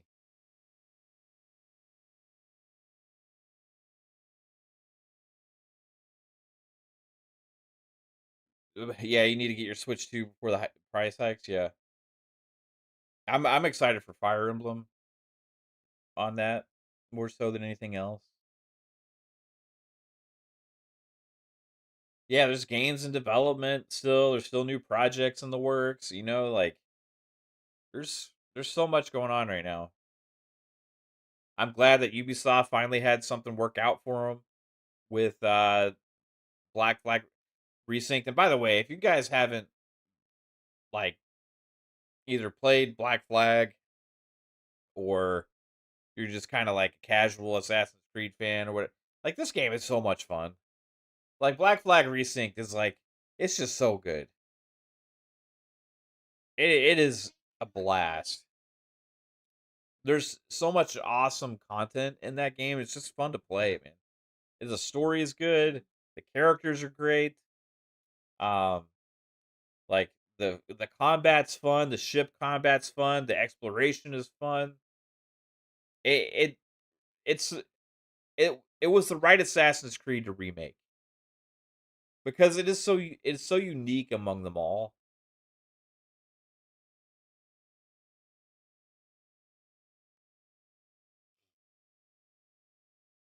Yeah, there's been stuff to play the whole generation, really. If you account for like third party content, first party. Like there really hasn't been like, oh my god, I have nothing to play this entire generation. I mean, it's been so much. There was a time I think like when people are like, oh, gaming is in such a bad place, all these games suck, all this kind of stuff, but like really like I think with the besides poor optimization early in this generation, we've been in a pretty good spot with releases. There's definitely games that didn't hit like people were expecting or wanted to, but that's always going to happen. Black Flag should have had an online multiplayer element. Yeah, I mean, it'd be cool, but I don't think it's necessary.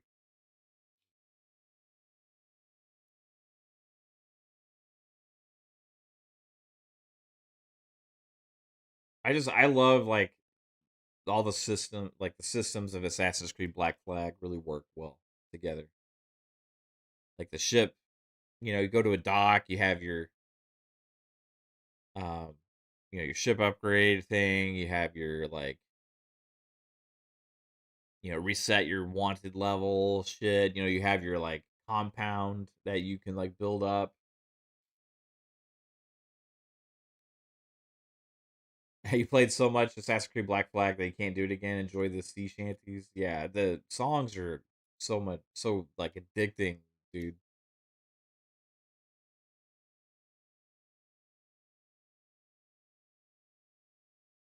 Like Ubisoft has a chance for a rebound here, but they got to nail it. Like Black Flag resync's good. Shadows I think did pretty well for them. They got to have the new Far Cry. It's got to hit, and they can't fuck up the Splinter Cell remake.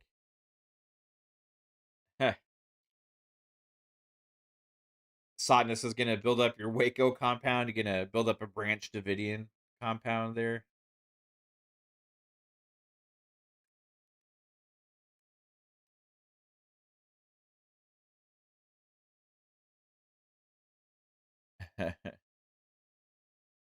Tell David Koresh we said hello,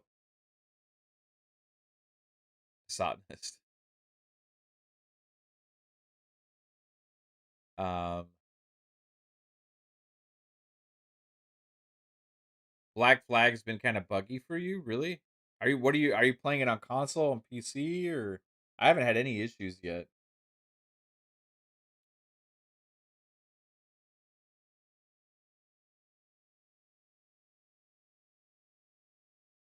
There is a cult simulator coming, yeah.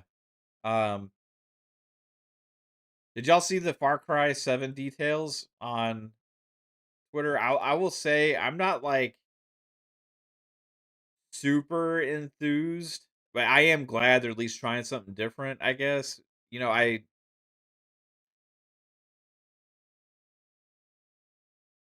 love Far Cry for being Far Cry. I don't necessarily want it to change. But last game they came out with, everybody shat on it because it was Far Cry. So maybe this one will be a little bit different in the way that it's gonna hopefully catch on with people again.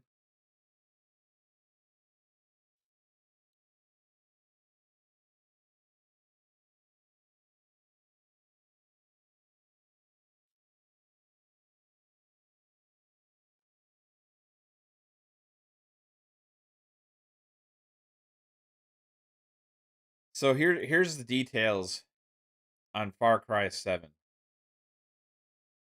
So apparently the time limit thing that's been rumored for years is still here. They're gonna give you a sense of urgency by giving you 72 hours to complete the story. It hasn't been announced officially yet, but there's been a lot of stuff leaked. Yeah, it's just no man. That bothered me so much when Far Cry 6 was announced and they kept showing it, and everybody was like, "It's just another Far Cry." I'm like, "What the like? What do you? It's Far Cry." Like, yeah, it is another Far Cry. That's what it's supposed to be, you know. my issues with Far Cry 6 was actually like only thing was like it almost felt too big. It was like so massive. Like the map was like insanely big, which was cool for like going off and doing random shit and stuff, but like if you're focusing on the story, you can get so distracted so easily with it, and it was almost in a way it was like Far Cry on steroids to the point where it became almost overwhelming. You know what I mean? But it's so good still. It's so optimized. Game's gorgeous. Like, and it was Far Cry, and it was fun. 5 is your favorite. My favorite Far Cry was the first Far Cry on console. uh, Far Cry Instincts. Second favorite was Far Cry 3,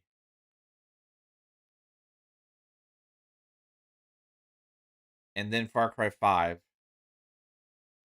and then 4 and 6 are pretty even for me. Or and then 2. 4, 6, and 2 are pretty even.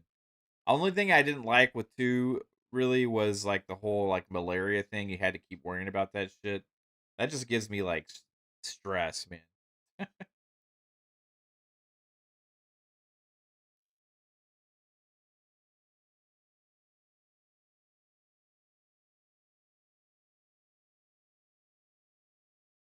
Far Cry 3 changed Far Cry a lot in the sense of the way they handled the story.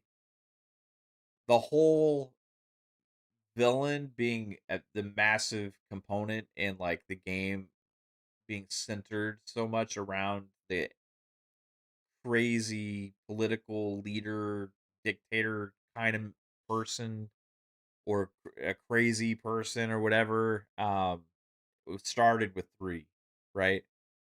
And they took that in with, so you had 3 with Voss, and then you had 4 with forget the guy's name, but he was the guy in the white suit. Um, then you had 5 with the cult leader guy. And then you had 6 with what's the actor's name? Giancarlo Esposito. And you have like that all started really with 3. 2 had villains and stuff, but it had a major twist. Like if you haven't finished Far Cry 2, it has a major twist. And Far Cry 1 kind of has a twist at the end too. Um, but like Far Cry 1 was like really different.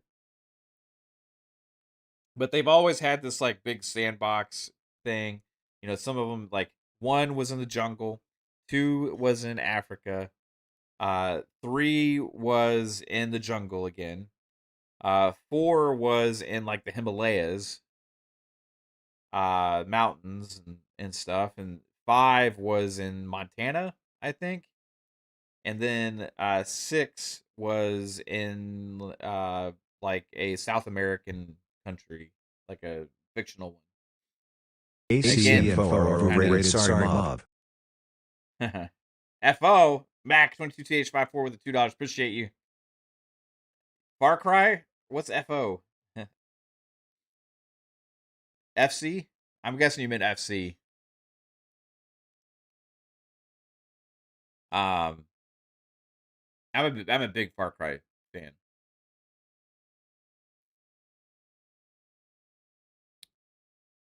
Big time Far Cry fan. Crytek started Far Cry. Their first game, they made the first game. It was funded by Ubisoft, published by Ubisoft. Um, Ubisoft decided they didn't need them anymore, and they took basically the bones of the Cry engine and turned it into Dunia, and built upon what what Crytek had built, and Far Cry's just evolved from there. And it's definitely morphed along the way to become that like villain thing with the story because it's kind of become an identity for it. Um, Meanwhile, the gameplay, in a sense, has been somewhat the same, except expanded upon, became larger and larger and larger and larger. You know, more crazy, more chaotic.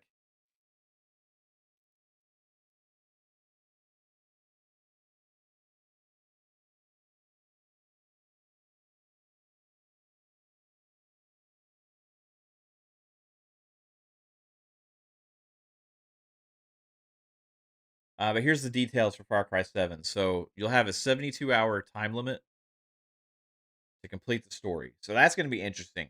That's my main thing that's like, how will I cope with that? Because I don't like to feel rushed when I'm playing Far Cry games. How much will it make me feel like I need to get stuff done? I like to play Far Cry games very like I want to do what I want to do, you know? So them adding that time mechanic to it is going to be interesting. Now 72 hours, it's still a lot of time. So I'm curious about how that's going to play out. It says throughout your adventure, you'll battle a dangerous organization known as the Sons of Truth. So is this going back to the cult? Isn't that the name of the cult?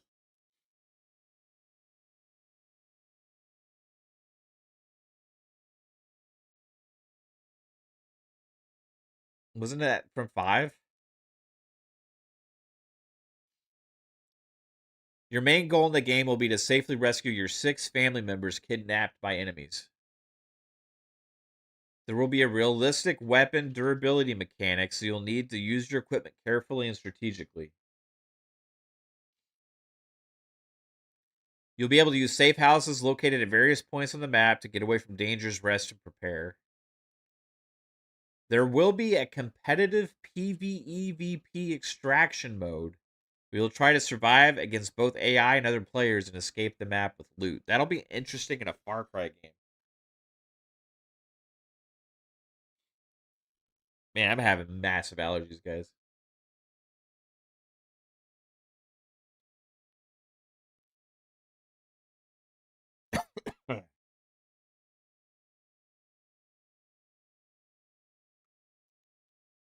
This is what the rain does to me after it's been dry so long in the summer. There's so much shit in the air. All right. So there'll be a competitive PvEVP extraction mode where you'll try to survive against both AI and other players and escape the map with loot. While exploring the open world, you'll encounter a dynamic wildlife where animals like grizzly. Yeah, I mean it's pretty much Far Cry with an extraction mode and a 72-hour time limit.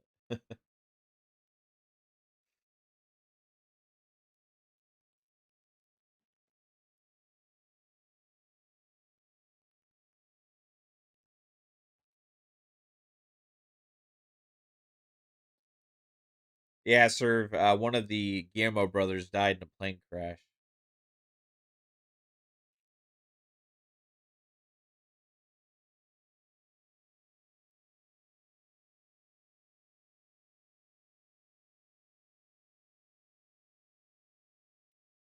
So one thing I would like to see Far Cry do is go back because not everything needs to be fitting into different models. Like the extraction shooter thing is so popular right now, right? But Far Cry used to be multiplayer used to be based on creation. The map editor in Far Cry was in the first Far Cry, and they had it in Far Cry 2, but it was implemented better with the way the servers worked and stuff with one. Um, the map editor in Far Cry at the time was kind of Yeah. cemented and known as like the best thing out there for map creators. Like you had you actually had terrain deforming, you had tools to be able to snap buildings. You could kind of uh create the modes within the map and dictate different rules based on kind of cheating the system. So I played the first Far Cry on the original Xbox. I played so much multiplayer of that in like custom matches, custom game modes, private servers, and not a private server, but custom servers and stuff that were just open for people to join. And like they would just show up, people would select it, and we just had so much fun, man. Like the original Far Cry had a foundation that they could have built upon that was so unique in the gaming space, but they decided to go more they started going more streamlined to try and push like main chase like what's popular from other games and stuff. Ubisoft doing the typical things. But if they just built upon what they started with one and really focus on that for being the future of their multiplayer, I think it would be something massive today. Like what they could do with the map editors and people's creativeness today would be just another level with the tools. It was amazing. I made so many Far Cry maps, and it was so cool making the maps and then setting up these modes and then having people play them and stuff. Full matches. I don't know if you can still play the multiplayer BZ.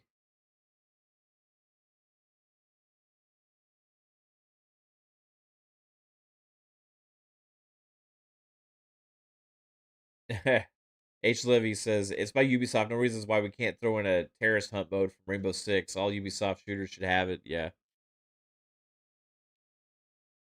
man, I would like to see another actual Rainbow Six game, like a traditional Rainbow Six game, not just like the shooter, like not just the multiplayer. Like Rainbow Six Vegas.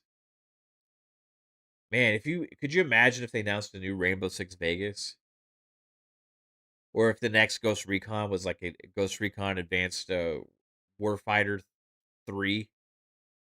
God, can you imagine if Ubisoft made Rainbow Six Vegas 3 and Gra 3? Dude, the community would be like so pumped for that, bro.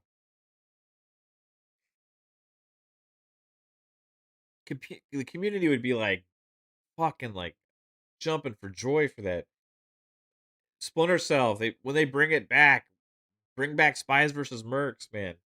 You don't need to do some other gimmicky current day trend multiplayer. Bring back Spies versus Mercs, man. It held a place. It was so different than anything else out there.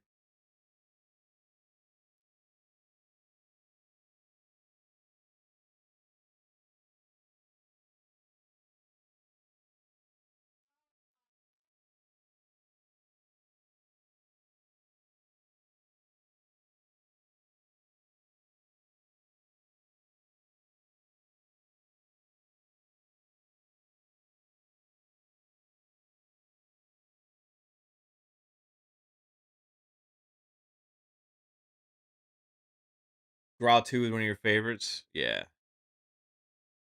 That's when like Ubisoft was at its finest. The 360 era was when a lot of publishers were operating at their best, you know? Like they had such a they were setting their identity, right? Their games, their kind of stuff. And then it was like, well, we're always chasing what other people are doing that's popular, you know? Or like, oh, we had this one thing popular, so now we got to turn all of our things into that. And that's where Ubisoft got in trouble. That's where a lot of these publishers get in trouble still today. But back then, like they had such a unique thing that was kind of a staple, and each game had such an identity. You know, Assassin's Creed took off during that era, but it became so popular. Like Far Cry and Assassin's Creed became so popular during that era that like they changed Ubisoft. to the point to where it affected all their other franchises. There was a Rainbow Six game called Rainbow Six Patriot that they had worked on for a long time. They ended up canceling and just ended up doing Rainbow Six. Uh, uh, what's the multi? Is it? It's not called. Is it called that? I played so much fucking Rainbow Six. Siege. Yeah. No, I was thinking of Extraction. Extraction was the alien one that they came out with. Rainbow Six Siege. They just did that instead. Um, they were also, before they came out with Splinter Cell Conviction, they were tinkering around with different Splinter Cell ideas for a really long time, and ended up settling on Conviction after a different team took it over, and ended up being great. Conviction's an awesome game, but it dramatically changed Splinter Cell. Because Double Agent didn't do as well for them as as Chaos Theory. But I think that was kind of like a part of the problem with Double Agent was the release timing for it.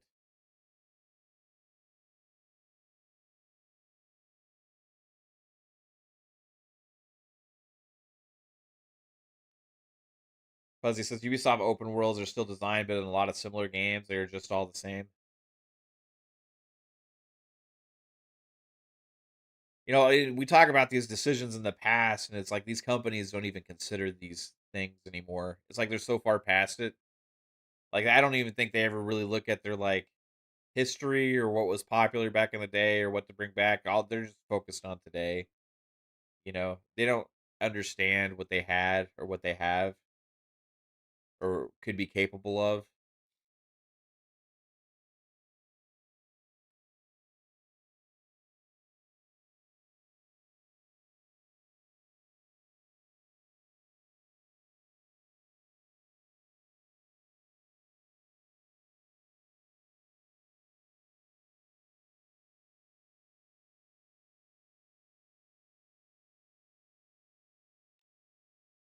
Yeah, they got too big, right? Too big and dictated on only being able to chase certain things. Man, they did kind of like what Sony did too, though. Like they kind of went all in on certain chasing certain kinds of things, like with games of service and stuff, with all their franchises. You had the Division Heartland. You had that. There's a Ghost Recon, like free to play game that got canceled. There was what's the fucking Call of Duty like game that they came out with that only lasted a few months. Uh Fuck, what was it called?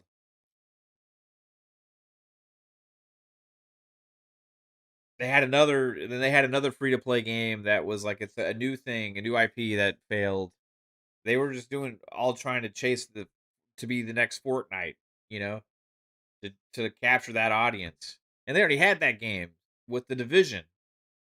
Like they could have had really supported the Division 2.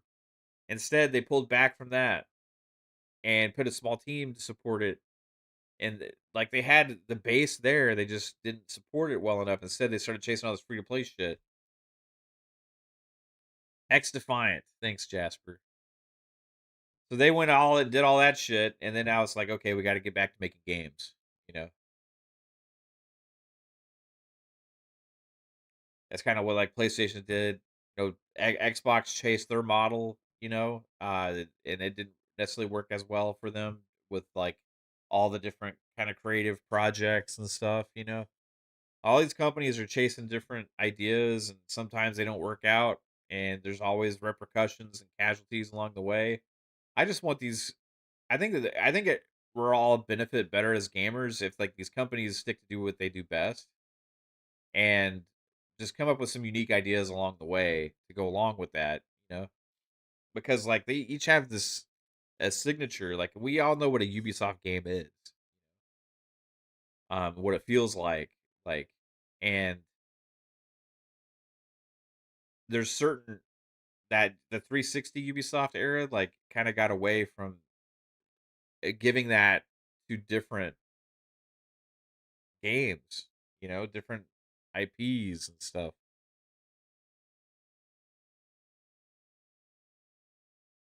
That's why the 360 era was so good. I think it wasn't necessarily the hardware. I mean, the hardware was great, you know, for the time, but it wasn't really the hardware. It was the publishers clicking on all cylinders. Like the publishers were just investing in games that they thought were going to be awesome and sell, you know, instead of like, we need to do this, we need to do that to chase this, chase that.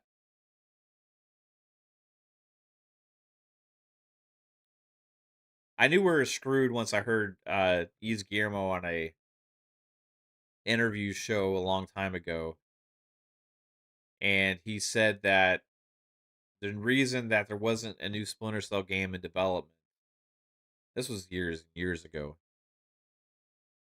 was that people only want to play open world games, and developers only want to make open world games. He said that. When I heard him say that, first off, I knew he was lying because I know there's plenty of developers that wanted to make Splinter Cell games.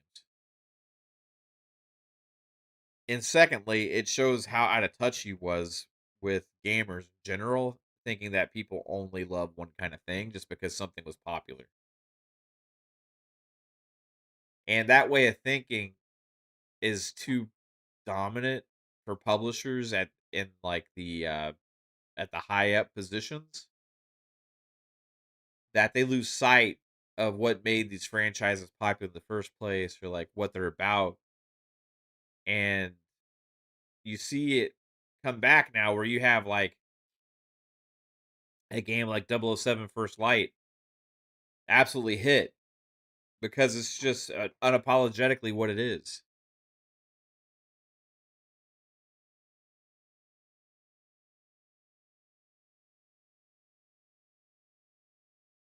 And I think they just need to get back to making these franchises unapologetically what they are. And the more they are themselves, the less they're chasing to be other things, the better they will be.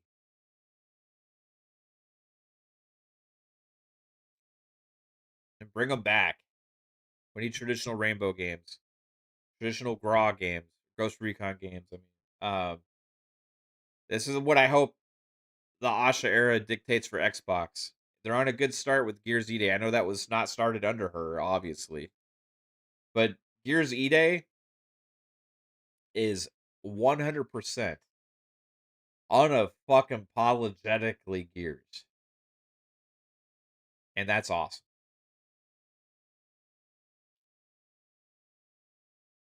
I want that for all the franchises. I hope Far Cry's like that, Far Cry 7, but it would be nice if they found a little bit way to kind of streamline it a little bit so it's not as overwhelming. Um, but guys, I can't breathe for shit. My eyes keep watering. I don't know if it's my dogs, if it's the rain outside that's caused shit in the air, or what. I feel like my eye is about to pop out of my fucking socket right now. I don't want you guys to see that happen. It'd be crazy. Maybe you probably like that. Um, but yeah, I'm gonna call it now. This has been a fun stream. We got to talk about all different kinds of shit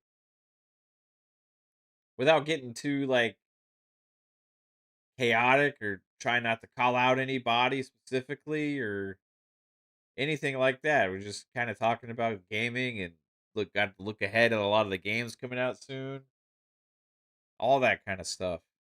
So thanks for watching, everybody. You all rock.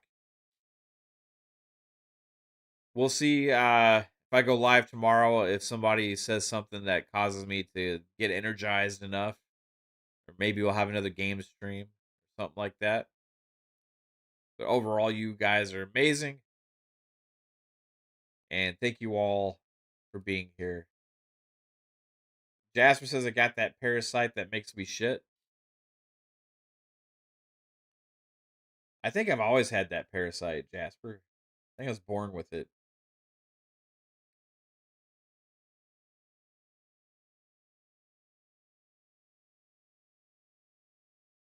Absolutely.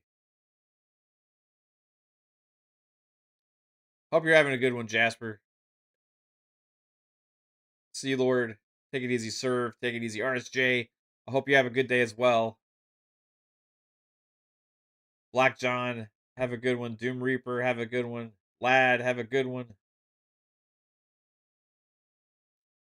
Wood Pit, have a good one. Fuzzy Tomato, have a good one. You all fucking rock. Sebastian, have a good one. Peace out. Take it easy. Bye bye. Too much Taco Bell. What does Taco Bell have to do with my eyes and my nose? Guys, I didn't say I have to take a shit. I already did that. I already did that earlier. TMI? I don't care. You guys brought it up. Unless I squirt Taco Bell juice in my eye or my nose, it's not the problem right now. Ain't the problem right now. I want to breathe. I want to have my eyes stop watering.